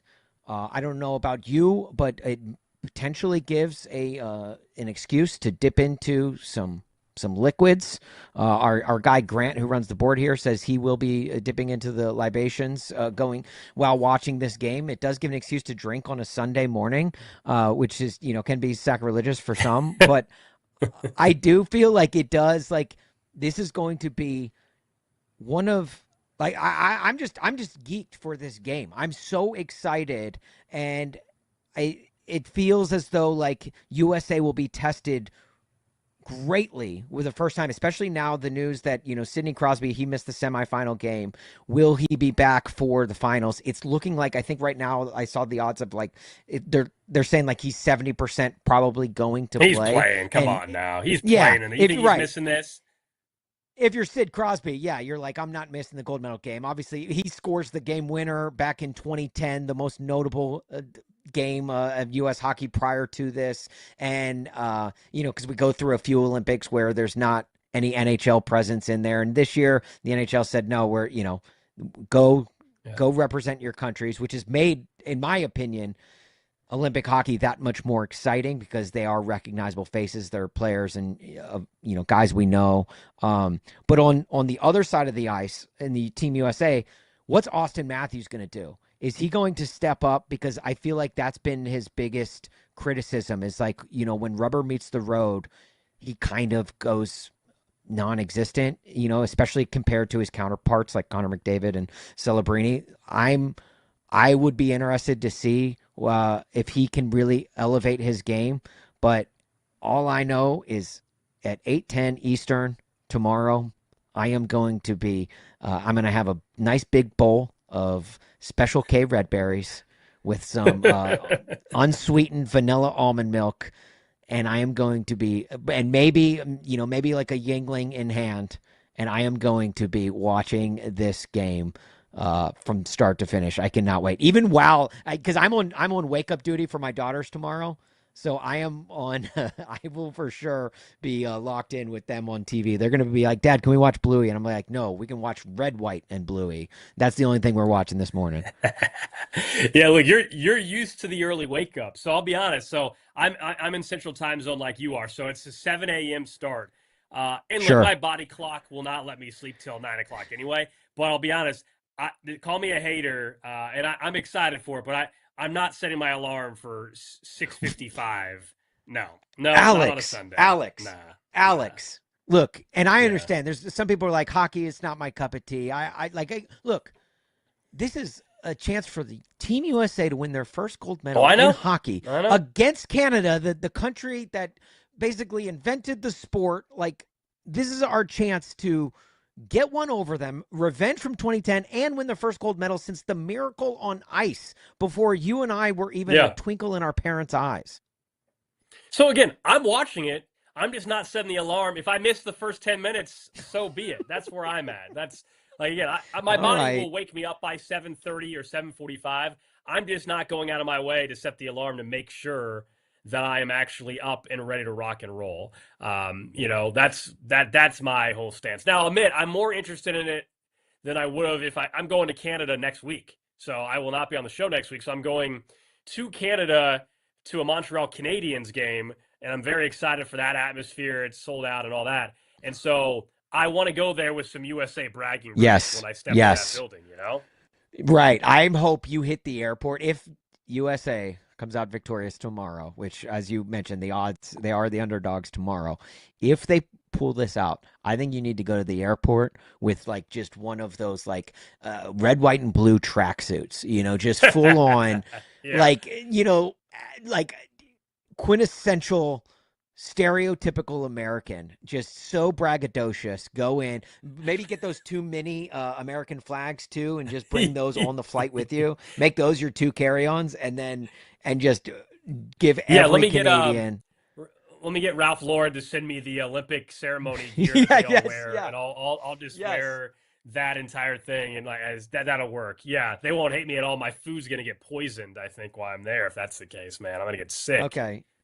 So forget all of the Miracle on Ice, first gold medal, all of that, the revenge from 2010. Forget all that. There's more at stake now. It's whether or not Alex wears this Ralph Lauren tracksuit to the airport on his flight to Canada later on. That is the real thing at stake.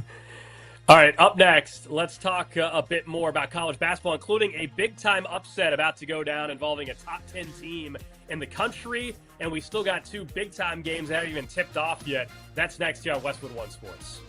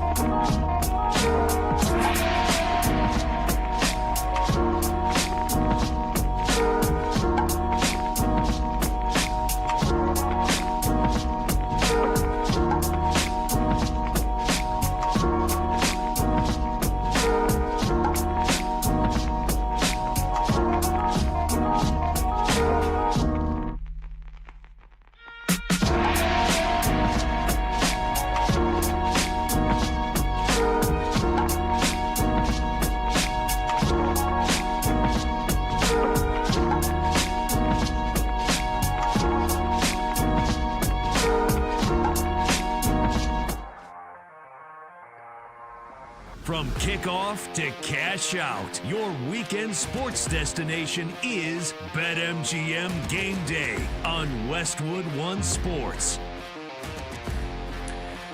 Final hour here on BetMGM Gameday. Alex Gold, Austin Huff with you, hanging out on Westwood One Sports. YouTube as well. You can watch the show, youtube.com/BetMGM tonight. Also over on the Westwood One Sports app, the Odyssey app, our affiliates across the country, and on SiriusXM channel 375. College basketball, we've been talking about throughout the entire show, man. We got Duke, Michigan coming up around 6:30 Eastern. We're minutes away from tip-off between Arizona and Houston. Potentially a Final Four preview type of day. Want to get into those games. I will pass along real quick.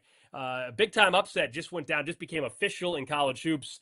Top 10 Kansas just went down on the road at Cincinnati, and they got beat up. 84-68 was the final. Kansas goes down to a Cincinnati team that was just 14-12 on the year. And, of course, it was a game which all the talk about Darren Peterson and, does this hurt his draft stock? He's not playing, and what's going to happen? He plays 32 minutes in this game, but they lose 84-68. So bizarre stuff in college hoops, man. Really bizarre stuff. Big-time win for Cincinnati and a loss for Kansas that I don't know, probably they got Houston coming up, but probably eliminates them from the Big 12 race if we're being fair.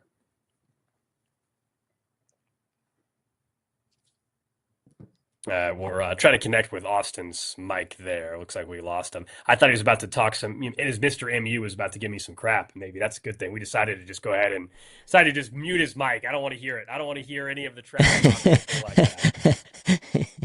I was just saying, pay heed all who enter. Beware of the Bearcats, apparently. I guess out of nowhere, the Cincinnati Bearcats really just come in. And on a day where, like you said, Darren Peterson plays how many minutes? Almost a full game, right? 32.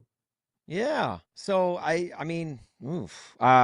Look, no, I think Kansas is going to be just fine when push comes to shove in tournament time, especially in the Big 12 tournament.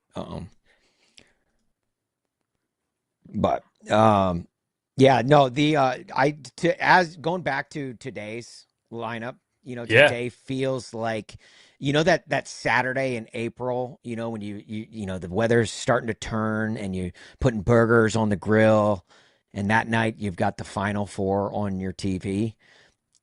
Everything aside from the really nice weather, that's what today feels like with today's matchup. Obviously, just the second time in history where we have had the top four teams squaring off against each other. This feels like we got a Final Four in February. And I know that, March Madness heavily trademarked and everything like that. But I say you and me, Alex, we trademark this weekend and get the money paid off royalties. I dusted off my thesaurus for some synonyms to madness for today. So I've got things like February foolishness, February frenzy, I don't know, February folly, post-Valentine's Day preposterousness, and then the second month stupidity. I don't know. We're still workshopping them, but I feel like you and I need to jump on this money-making opportunity to coin the Final Four in February that we got today. The closest you got there is February frenzy. That's the only one that I can even get halfway around. Okay. That'd be the only one. We definitely have to workshop it. But you're right, man. You're right. We gotta see more games like this. These are the matchups that I think we rarely see at this time. A non-conference showdown between Michigan and Duke, number 1 versus number 3. It's taking place in a neutral site. It's in the nation's capital. It's got all the buildup, and for good reason. I mean, look, the ACC. I know the injury there with North Carolina changed things a little bit, but still, you take a look at where Duke is atop the ACC, and then you think about Cam Boozer, who's going to be one of the top picks in the draft. And what I'm excited about with this matchup is not just that it's non-con this late, but Michigan might be one of the few teams that has an answer for Cam Boozer. And we'll see. I think they do personally. Like I think they've got the front court to actually get it done and get the win against Duke. Whether Yaxel, Lindenborg, or they could also have Merez that ends up getting thrown his way. So I just want to know, how does Cam Boozer handle it? And what does Duke do if their offense runs through Boozer? What happens if he gets limited? I don't want to say shut down, but limited. And so that's why I'm intrigued by this. I actually think this game is going to be a little lower scoring. So like in terms of the totals at 150 or so right now, kind of like it to go under. And I like Michigan to win outright today in the late game of the two. We'll get to Houston and Arizona in a second, but I think this Michigan-Duke game is very likely going to involve one of these teams headed to the Final Four, if not both. Yeah, Michigan playing, winning 11 games in a row right now, coming in hot. And Duke is really starting to put things together after falling to North Carolina just a few weeks ago. I really like post-Valentine's Day preposterousness, but again, we'll workshop it. But out of the 4 teams playing today, where do you come out on this? Because I feel like Arizona is the team that has the most to prove today, just based off of the slippage that they've had coming into today. The only reason why I'll push back on it slightly is, yes, they got some questions, but I think there's not excuses, but reality for them. One of their top players is out right now. They got another big man today that's got an illness apparently heading into the game. So, yeah, it feels weird to talk about a team that was undefeated 10 days ago and then now could find themselves with their third loss in, what would it be, 4 games or 5 games or whatever. But I only, if they had their full arsenal with them, then I would agree more. Like I also think Houston's going to win pretty comfortably today against them. And I don't know if I view Arizona all that differently unless when they get their team back to full strength and later on in March, heading into the Big 12 tournament, if you tell me they start to look more and more vulnerable. I think their vulnerability, a lot of it has been they're just not healthy right now. Yeah, and Houston was the only team of these top 4 teams to not, be seeded, at least in terms of the not be seeded as a top overall seed. Right. In terms of where the committee stands with what was released earlier today on the CBS selection show. Right. And I thought it was kind of interesting to see the way the committee looked at, an Iowa State versus Houston, or had Arizona on that one line. Iowa State's had a good 2-week run here in particular. I think if Houston beats Arizona, it'll be curious to see as we fast forward what that does for the seeding in head-to-head if they're going to pick. Right now, UConn is 1 spot kind of ahead of even Houston on the seed line, according to the committee right this second. So let's say Houston beats Arizona today. I think they will. Houston then gets Kansas on Monday night. It's the Kansas team that just lost to Cincinnati today. Houston could pick up a win against Arizona and Kansas in a 2-day span. I think that could move them towards the number 1 seed line, depending on what Iowa State is doing. My issue with Arizona today, other than just being shorthanded, is I think Houston and Arizona are very similar teams. Like, I think they want to play kind of a similar style. Well, Arizona is less experienced, mentioned that they're out their top player, a guy that's going to be a top pick in the draft. And Houston's the home team as well, where that facility that they have there for Tita Center is probably underrated in college basketball. Doesn't have the history. It's a newer building. I think it's only, at this point it's probably almost 10 years old, but not quite. I think it's like maybe 8 years old or so. When I was working in Houston, it had just opened up. So I guess it's probably just a little less than 10 years old. It's a smaller venue, but it is an environment, man. And it's going to be rocking. Right now, I guess the game just tipped off a second ago, I think, if I'm not mistaken. So I have to get that on the TV here so I can watch that in the final 40 minutes of the show. Yeah, I was watching the end of Kansas Cincinnati on CBS, and now I'm watching golf. So yeah, I definitely have to flip over to that because the games are upon us. And as a college basketball fan, I'm just excited for today. I'm excited that the sport is kind of giving us a shakeup of what we normally get, because otherwise, we'd probably have like a Michigan Rutgers game today. Like, I much rather see this, and I hope that this duel in the district is what they're branding it as, happens every single year. I hope it's a yearly thing of just 2 big brand teams. Obviously we get the Champions Classic every year. I've been promoting it all day today on this show. I want to get a week in college basketball at this time of year where we get either non-conference games or something like this duel in the district, where we get an untraditional matchup this late into the season, because I think it has the opportunity to boost resumes for teams that need it. I think it just brings eyeballs onto a sport that, let's be honest, viewership has declined greatly since, the since the rise of March Madness and the expansion of March Madness, it's done numbers for the actual regular season, and they need something like this to kind of bring the sport back into the fold, and especially now in this kind of awkward area of sports fandom in between, the NFL and baseball starting back up. College basketball could really own this part of the calendar, and I would love for them to do more of things like this duel in the district. I wonder if this is where NIL could be, as much as people are frustrated, where NIL could be a good thing here. If you saw a lot of those preseason tournaments this year, the increase of the Players Era Invitational, which it's going to expand by even more next year, by the way. But where you're getting money for participating guaranteed, but also NIL money for your players if you win the tournament. I think that kind of stuff could help. And I'll be honest, I don't know the situation today. I don't think this has anything to do with NIL today. I think this was just two coaches that agreed to it. I don't know if this is a special situation like that where there's a pool. I'm guessing no, it's not a tournament. So I would be pretty surprised if just a one-off game. But maybe that is the future, to get teams to do this. I'll tell you, though, if I was a coach, I'll be honest, if I was in a Power 4 conference like the Big 12 or the ACC, et cetera, I don't know if I like breaking up my grind of a Big 12 slate, let's say, and going and playing a top 5 matchup in non-con right in the middle of a race where I'm three games away from trying to wrap up a regular season conference title. I don't know if I like it. I think it's great for fans, but as a coach, I'm not so sure I think it's a great thing.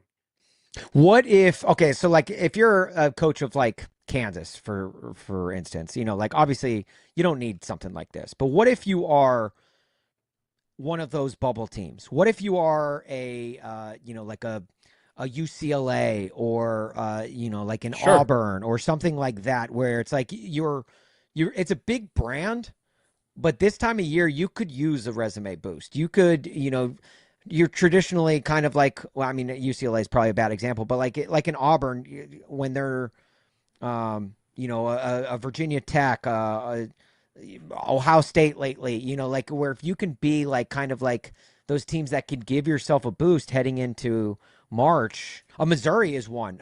Missouri, they struggled in their non-conference, and they've gotten a little bit better in conference play, but they could really use like a week where they get a really good win against a non-conference opponent. You're saying you're saying to add an additional game, but again, I don't know how you do that with your conference schedule, because you don't know you're on the bracket. You don't know you're on the bubble, obviously, when the season starts. We now know you're on the bubble. So, that's my thing, is I don't know how that works at conference play. You're already playing on a Tuesday and you're already playing on a Monday and a Wednesday, or a Wednesday and a Saturday. You're going to add an additional game in the middle of conference play. Again, as a fan, I love the idea. Yeah. The teams that are on the bubble, but we're already kind of heading, I think, to an era where we're going to have more of a play-in tournament than just the first 4. I think we're not too far away from a tournament expanding, and we're going to basically have like a play-in tournament for the tournament at this, and that's to me where it's headed anyway. I know it's not logistically probably possible to move any of those, Maui Invitational things to this part of the season, but I keep going back to the Champions Classic just because that is a set in stone. It's not necessarily a tournament, but it's a showcase. Move one of those showcases that you have, or if you have a non-conference game, if you're a Missouri and you play a Notre Dame out of conference, why not move that game to this week and like almost set aside this week when you're, as the conferences, the SEC, the Big 12, like set aside a week in conference for a week of non-conference games. I don't know. Because you're playing these non-conference games anyway. What's the difference between playing them in November rather than playing them in February? Yeah, I think it's because, I think coaches would say it gets them ready for conference play, right? Like you're saying, it gets them ready for the tournament, and that may be true. Coaches would say it gets us ready for conference play, which ultimately is your best path to getting in the tournament. Just have a solid conference season, So it's interesting. Well, and Duke, I mean, really is pushing this to get them ready for tournament play, because obviously, we talked about it earlier, where they requested to play with a Wilson NCAA tournament basketball rather than the Nike basketballs that they play with at home. In Michigan, also a Nike school, they play with Nike basketballs. They like Duke is making sure every detail is covered, that this is as much like a conference game as possible. And especially, I mean, it makes sense for them coming out of the East. Like, they will be playing in that same arena if they can make it that far. So I think that why not? You know, like, why not just lean into this and make it a dress rehearsal for March if you're one of the elite teams, or a boost in your resume if you're one of the bubble teams? All right, coming up next, let's transition a little bit to the NFL. We'll talk some NFL draft. Of course, the Combine is coming up next week in Indianapolis. We're going to be joined by Emory Hunt, owner of Football Game Plan, football analyst for CBS Sports. We'll talk some draft next. You're locked into BetMGM Game Day, Westwood One Sports.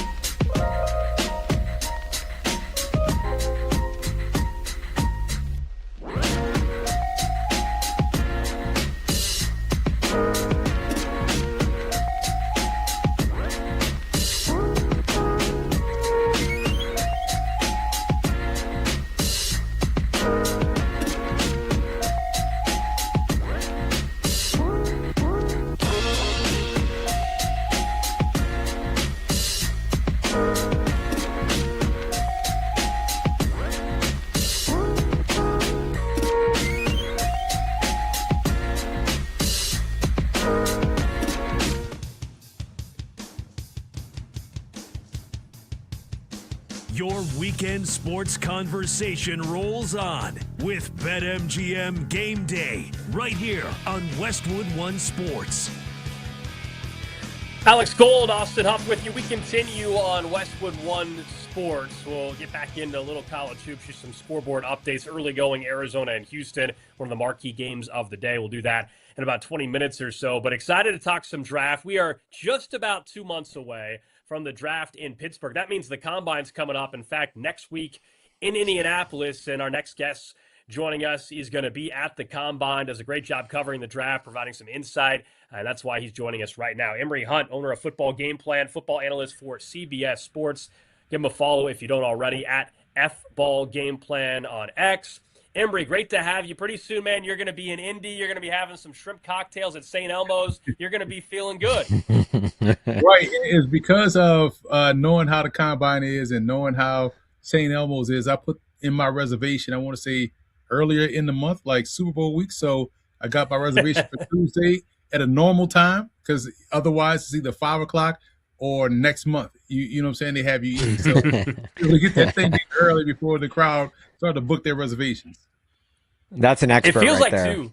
Yeah, and it feels like the Combine, like you tell me, I don't know how many of these you've gone to. I feel like there's more intrigue each and every year with the Combine. Like, it's everybody's doing a mock draft. Anybody can do those now. These sites let you just hop on really. Like, I feel like there's more intrigue around the process than ever before. Well, I have a running list of things that were a bad idea in life. Top on that list is speakerphones. Number 2 would be the internet, and number 3 would be mock draft. Like, you know what I'm saying? Like, they're a bad idea.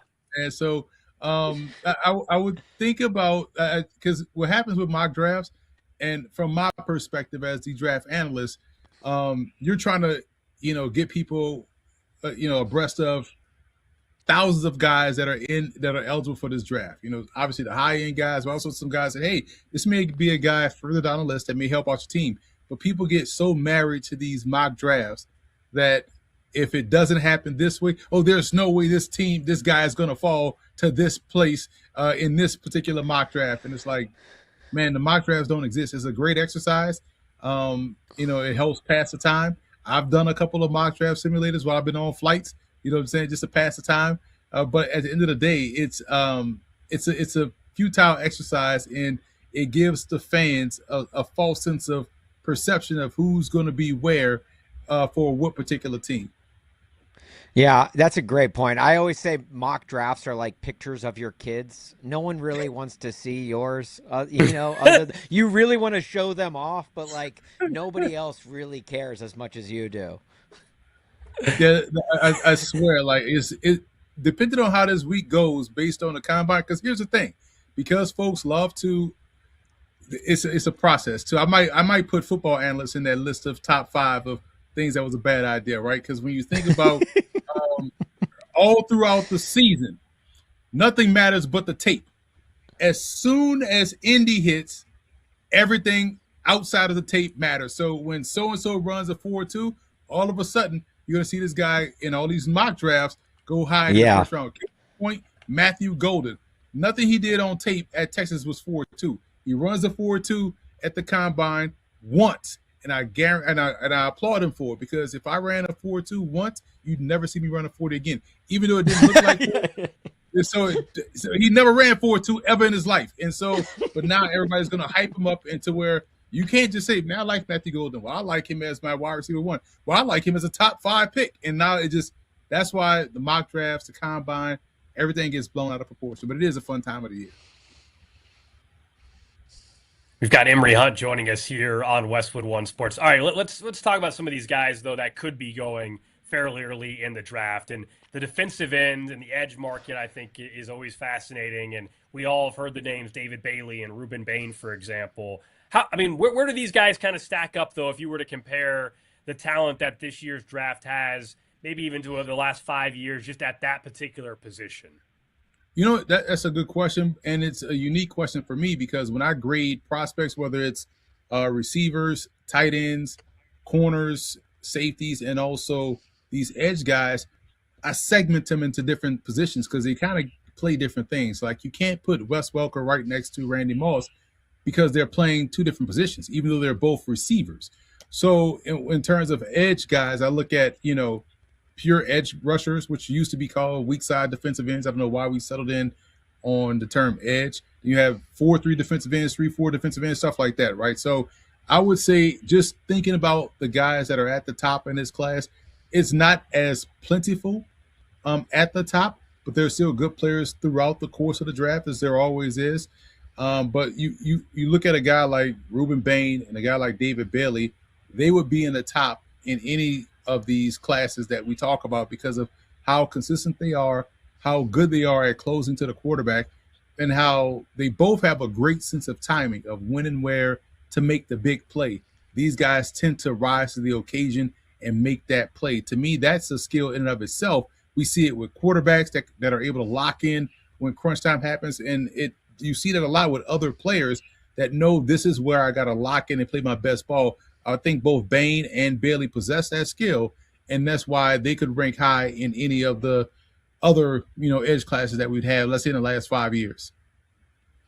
Emery, is there a player that you are most looking forward to seeing in person to kind of get a feel for? Because obviously, you talked about the tape, and agree with you. I do think the tape is probably more important than anything showcased at the combine. But is there a player for you that you're just like, I want to see this person work out in person? And I'm a big fan of two quarterbacks that I'll talk about that I want to see work out in person. And that's Taylor Green out of Arkansas, who, if you watch, I don't know how old you guys are, but for me, when I'm watching, I'm 44 years old. So when I watch Taylor Green, instantly I see Randall Cunningham.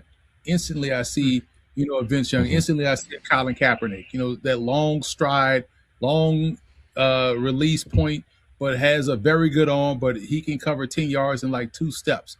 And when you think about that type of explosiveness, that type of athleticism, it's like, man, this is somebody that you could work with. He worked with Bobby Petrino for the last 2 seasons, so his aptitude in the passing game is where you want it to be. I just want to see how well he can adapt to, throwing the receivers that he's not familiar with. Sort of did that at the Senior Bowl, but you want to see that live if he's going to throw. I think he has to throw. If everyone's trying to vie for the QB2 spot. And Haynes King is the other quarterback. We talk about guys that are able to rise above the occasion.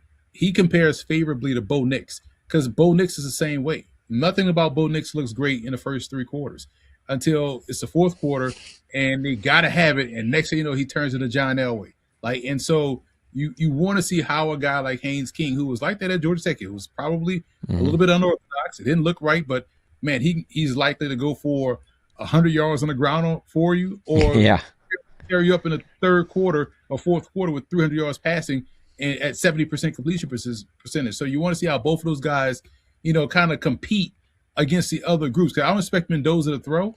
I think he kind of said he's not going to throw. But here's an opportunity for Haynes King and Taylor Green to showcase their athleticism, but also show that they can consistently hit the target accurately and on time. We're talking to Emery Hunt, owner of Football Game Plan at FBall Game Plan on X, football analyst for CBS Sports as well, ahead of the Combine next week in Indianapolis. What about the wide receivers? Everybody's already made so much about 2027 for the wide receiver group, but what about 2026 where you got a Carnell Tate or a Mekhi Lemon, for example? Where are you looking at, that for teams needing wide receivers? Is there a clear number 1 wide receiver in this group going into the Combine? Well, again, for me, firstly, draft analysts might be right behind speakerphone. I think speakerphone clear cut number 1 for me. A draft analyst got to be right up there because these are the same folks that told us 2026 was the class for quarterbacks, and now they're pivoting to wide receivers in 2027. So they're right there at number 2 right now, but they're not topping speakerphone. But I will say this for the wide receivers, because I look at it like, okay, I talked about the Randy Moss and Wes Welker analogy, but you have your split end receivers, your slot, your Z receivers, and I call this position big inside. Some people call it big slot. I call it big inside. The mold is kind of like your Marcus Colston type, right? A guy that can play kind of X, but also could play inside a little bit. So I grade them in 4 different spots. And so Mekhi Lemon is my number 1 slot receiver. You look at a guy like, Cornell Tate, who I have as my number 1 Z. My number 1 X is a guy in I'm thinking I lost my train of thought. Let's say inside receiver is Denzel Boston. And then X, you look at, I can't remember who I have as my number 1 X, but this is a very good receiver. Good. Yeah, so, and here's the thing too, and I've made this point before. When you think about the receiver classes and how we talk about how every year we're talking about there's a big crop of guys, Jordan Tyson is my number 1 X. Think about the big crop of guys that they have is always, well, if we look at college football and everything trickles up in football. So because we have so many teams out there running 3, 4, 5 wide receiver sets, think about the amount of time on task these dudes have in running routes. More so than when I played in college, when we all grew up watching football, it was just a tight end, 2 wide receivers, 2 backs. But now everybody's got spread formation, so you're going to get a bunch of guys that are good at running routes. They can step in right away. We used to say, hey, man, it's going to take like 3 or 4 years for a receiver to really hit his stride. Now these guys can hit their stride year 1. And the byproduct of that is we're going to see – that's why we also see so many good corners and good safeties that can also cover because of what they face in college. So we're going to get a bunch of receivers. So I know teams are like, man, you got to get this guy, got to get this guy. But don't stress yourself out if you miss out on those top 4 because there's a litany of receivers that can get in there and play a role for you. A guy like a Jeremy Bernard out of Alabama, the kid, Brennan Thompson of Mississippi State that could really fly, kind of like a Kavontae Turpin type. Light, very light, 159 probably. He's going to run 4.2. You're going to get some of these type of guys. You talk about Chris Brazell, the receiver out of Tennessee. So there's a bunch of receivers because of how college football has changed, and we're going to see that trickle up in the NFL. So the draft is only 7 rounds, and I try to get fans to believe that and understand that to no avail because everyone thinks that everyone after these All-Star games, you're going to have 100 top 10 locks.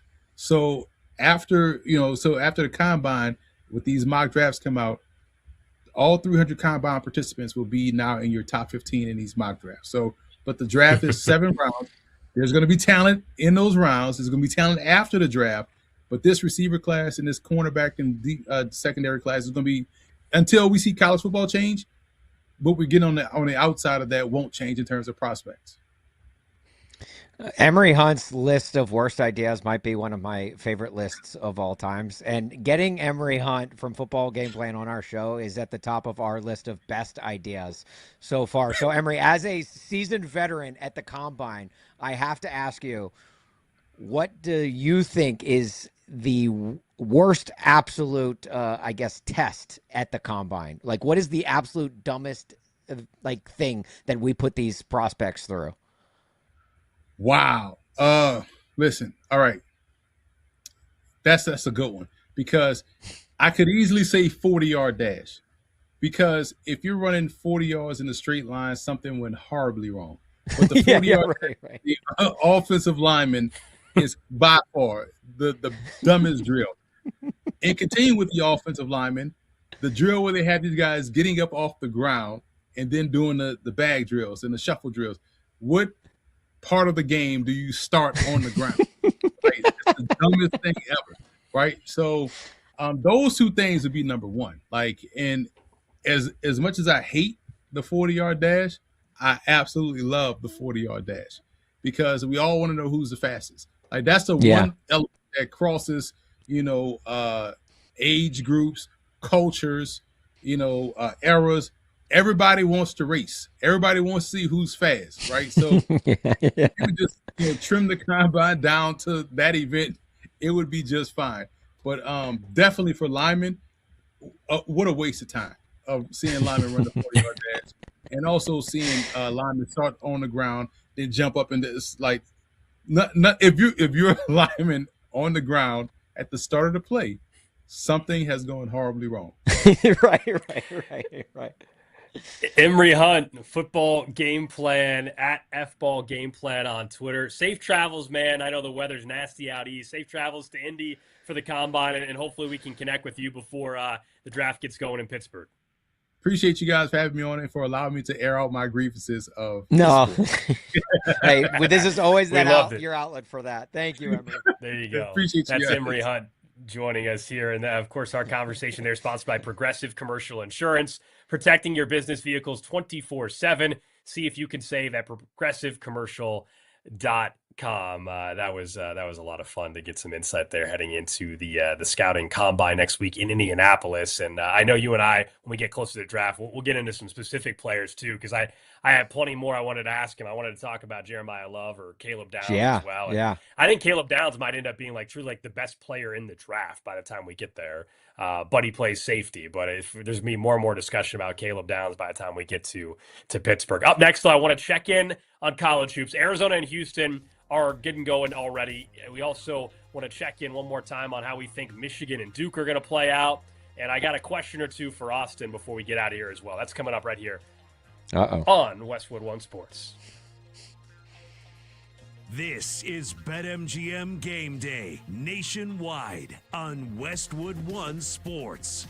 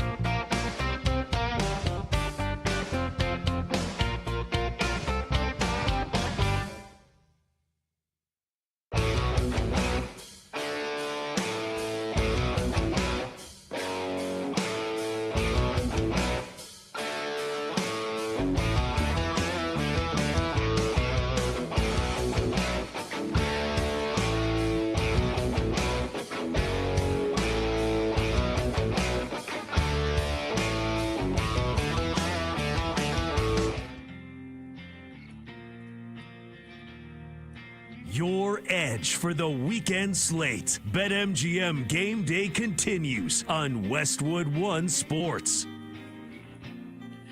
Quick update on college hoops. We were talking all show about Arizona and Houston. It's underway. 7 minutes to go, first half. It's Arizona off to a nice start. 27-20 lead on number 2 Houston. So far, the story in this game is that the Houston Cougars have 5 turnovers. Arizona forcing 5 turnovers. Arizona shooting 58% from the field. So it is very early in that game, but definitely a nice start for Arizona. 27-20 on Houston. Of course, later on tonight, coming up at 6:30 Eastern, we get Duke and Michigan. That's the headliner. College Game Day was there. Again, it's a neutral site game in the nation's capital. So really excited to see that. Other top 25 action, if you were just curious what's been going on so far today. Nebraska all over Penn State. No issue with them. No upset there. Vanderbilt in a dogfight with Tennessee. Vandy already lost one game this week to Missouri. They're number 19 in the country, in danger of losing 2 straight. They're down 55-53 at home to Tennessee. So that's one that we certainly can watch as well. Earlier today, number 16 North Carolina with a 77-64 win over Syracuse. Other notable games to go today, number 10 Illinois. That'll be at 8 o'clock tonight against UCLA. We'll see if Mick Cronin ejects a player again tonight. Or make sure you don't raise your voice anywhere near Mick Cronin. Or he will not be very happy. We have to start covering Mick Cronin like this, okay? Mick Cronin, head coach of UCLA basketball. Man, oh man, that was like that audio upset me so much. Quite a bit earlier in the week, as a matter of fact. It really did. All right, let's get to something I know you've been keeping an eye on. Nationally, I don't know if it's gotten a ton of attention yet, but is it headed towards becoming a massive story, which would be the Chicago Bears' future home? We dealt with this with the Chiefs already moving from Missouri to the Kansas side of the state line. Chicago Bears considering moving to Indiana, and you can fill me in a little bit more here. We'll hear from the governor of Illinois as well. But where things stand, it looks like there was some movement this week in the Indiana legislature that opens the door for this maybe to actually happen, where the Chicago Bears could move. What would it be, a half hour southwest? Is that right? Am I off on my geography here? Yeah, it's actually technically closer to downtown Chicago, to Soldier Field, where Soldier Field is right now. It's actually closer than the proposed Arlington Heights area is, which the Arlington Heights land, there used to be a horse race track out there, and that has been, leveled. And the Chicago Bears bought that land a few years ago, and they've owned that land for a number of years. And that was always been kind of like the idea, okay, well, that's where the new stadium is going. Well, obviously, as stadium deals go, you saw it firsthand in Kansas City. The teams are always leveraging for better deals. And when you live so close to the state line, as the Chiefs do and the Bears do, Northwest Indiana technically is part of the Chicagoland area in terms of ratings, in terms of TV markets, everything. Like, they are factored into the Chicagoland area. And this week, it wasn't a done deal, but the city of Indiana, Hammond, proposed or the state of Indiana proposed Hammond as the site of where the Chicago Bears would end up if they were, in fact, to move.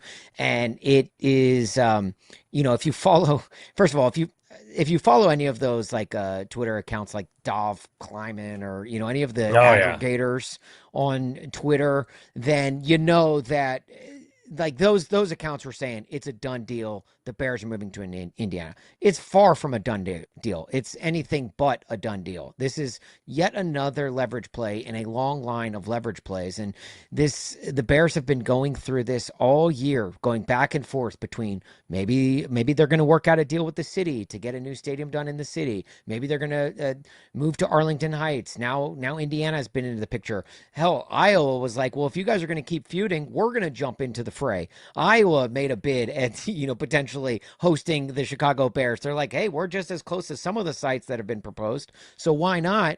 It is absolutely kind of ridiculous, and it's kind of a shame that all of this is being played out the way it is. The Bears, to me, as a historic of a franchise as they are, and with so much rich history and tradition as they have in Chicago, I mean, hell, the fight song, Bear Down Chicago Bears, one of the lines in the song that they sing after every touchdown scored, the pride and joy of Illinois. Now that they're potentially moving down to Indiana, I understand it from a leverage play, but to me, it's just absolute ridiculous and nonsense that you would even toy with the idea to do that. And none of this really came to fruition until the unfortunate passing of Virginia McCaskey. Now, all of a sudden, because I don't think they ever would have moved to another state under her watch. Tell me this. So what I'm interested in, what do we have any idea what the deal even looks like? Because I can tell you here, once we found out the deal for the Chiefs to go to Kansas, it was a no-brainer for them. I mean, financially, it was the biggest public subsidy for a stadium in U.S. history. You'd be an idiot from a business side not to take the deal. So my question, I guess, is Indiana about to give Chicago what Kansas gave the Kansas City Chiefs, which was a horrendous deal for the state financially, but a great deal for the team? Illinois is one of the most taxed states in America. If it's not the highest, it's certainly 2 or 3. And I can tell you, just living in the suburbs outside, of all of the number of taxes that I pay, from a state income tax to a municipality tax to a county tax to a city tax, like it is literally, it's unreal. And I think the Bears are basically looking for a way to cut into that. And Indiana obviously does not have near as many taxes as Illinois does. It's much cheaper to live across state lines. And that's, I think, why you see the Northwest Indiana so populous, because people can still commute to Chicago and pay much cheaper for land and everything. Gotcha. The deal is not nearly as juicy as it is that the Chiefs got in Kansas, but it is better financially. But again, the Bears own the land in Arlington Heights, so a lot of people are like, okay, you're going to move to Arlington Heights. You're just using this against Governor J.B. Pritzker and Illinois as a way to get more money out of the deal. And he spoke this week, too. This is what he had to say earlier this week in reaction to the news out of Indiana. I can't tell you what's going to happen in the end here. I've been a Bears fan for a very long time, and I've wanted them to perform, stay, play here, continue to believe that that's the best thing for them. Yeah, the Bears have been in Chicago their entire existence, right? And they're one of the oldest franchises in football. They played in Wrigley Field for nearly 50 years. Then they moved to Soldier Field, and they played for 50 more. And I thought Rachel Nichols, of all of the takes that I've seen this week of people, for or against the move, I thought she had one of the best ones where she said, quote, "If you don't have the resource to keep the Bears in Chicago, you sell the team to someone who does. You do not hold on to it for the vanity of holding on to it and move them to Indiana." She said, "I am so fired up." And I think, frankly, I am too. Just, I'm not a Bears fan. Like, I grew up liking the Bears. I wore number 34 in high school because I love Walter Payton. And I've lived in Chicago for about a half decade now. And I would hate to see the history-rich Chicago Bears move to a completely different state. I just think it's ridiculous. I do think Chicago needs a new stadium. I think they need something to host a Super Bowl, because I think Chicago would be a great host for events and things like that. But it does feel like the McCaskies are, trying to nickel and dime their way into a great deal when they don't necessarily need to. I mean, you are Chicago by all means. Like, you're not even one of the smaller markets in the NFL. Yeah, I think, the interesting thing in how you're describing that is a lot of the same conversation that happened with the Chiefs. But I don't know if it's just the name. Like, for example, a lot of people will talk about Arrowhead, the stadium, and if it's in this weird spot because it's not as old as Lambeau. It's not, but people would argue it's the historical significance where overall the building itself is not that special. It's the fans that made that special. Lambeau, the building is special. And so, there's people, we ran in like a more of a border war thing. I don't know if that exists in Illinois, where like here, people in Missouri don't really like, for the most part, people in Kansas. And there's a big thing. Like, even, people, you'll say you're from Kansas City if you live on the Kansas side, and people on the Missouri side in Kansas City, Missouri will claim you're not really from Kansas City, even though there's literally a Kansas City, Kansas as well. So and I don't know if that exists. There's a little bit of that, a little bit. Yeah, there's a little bit of that for sure, and especially when it comes to one of the prized possessions, which in Chicago is the Bears. That is the number one sports team of all of the sports teams. Even though they've had probably the least amount of success of any of them, that's still the pride and joy of Illinois. And the Illinois side wants to keep it that way, and the Indiana side's like, hey, come on over. We'd love to get you closer, so I don't have to commute as far up to Soldier Field every year, every week. So we'll follow this. This is not over, as you said. We got plenty of time probably to get any real resolution. It's insane how many new stadiums we're about to have in the NFL. I mean, it is, starting with Buffalo next year. Nashville's got one coming. Cleveland, Kansas City, Denver. Missing somebody as well. The Jags are redoing theirs. It is an unreal run right now of the stadiums being built. And they're all getting inside. a Super Bowl. Yeah, they all think they're getting Super Bowls. Yeah, they're all domes, except I guess Buffalo is an outdoor stadium still. It's got a canopy system or something like that. But appreciate you guys hanging out with us here on another Saturday. Man, I'm out next week because I'm going to Canada for the first time, and I was going to ask you real quick. I've never had it, and it feels like they don't do much chicken up there. I don't know why, everything on the menu. Do I have to try duck for the first time? Don't get duck, get the poutine. Well, that's a given. I feel that's like fries and gravy, right? Yes, get it. It's good. No it's duck, it's no foie de gras or whatever it is. Try it, sure. Try anything once. All right, there you go. He's awesome enough. I'm Alex Gould. Hope you guys have a good rest of the weekend. Back here on Saturdays from 10 to 4 Eastern.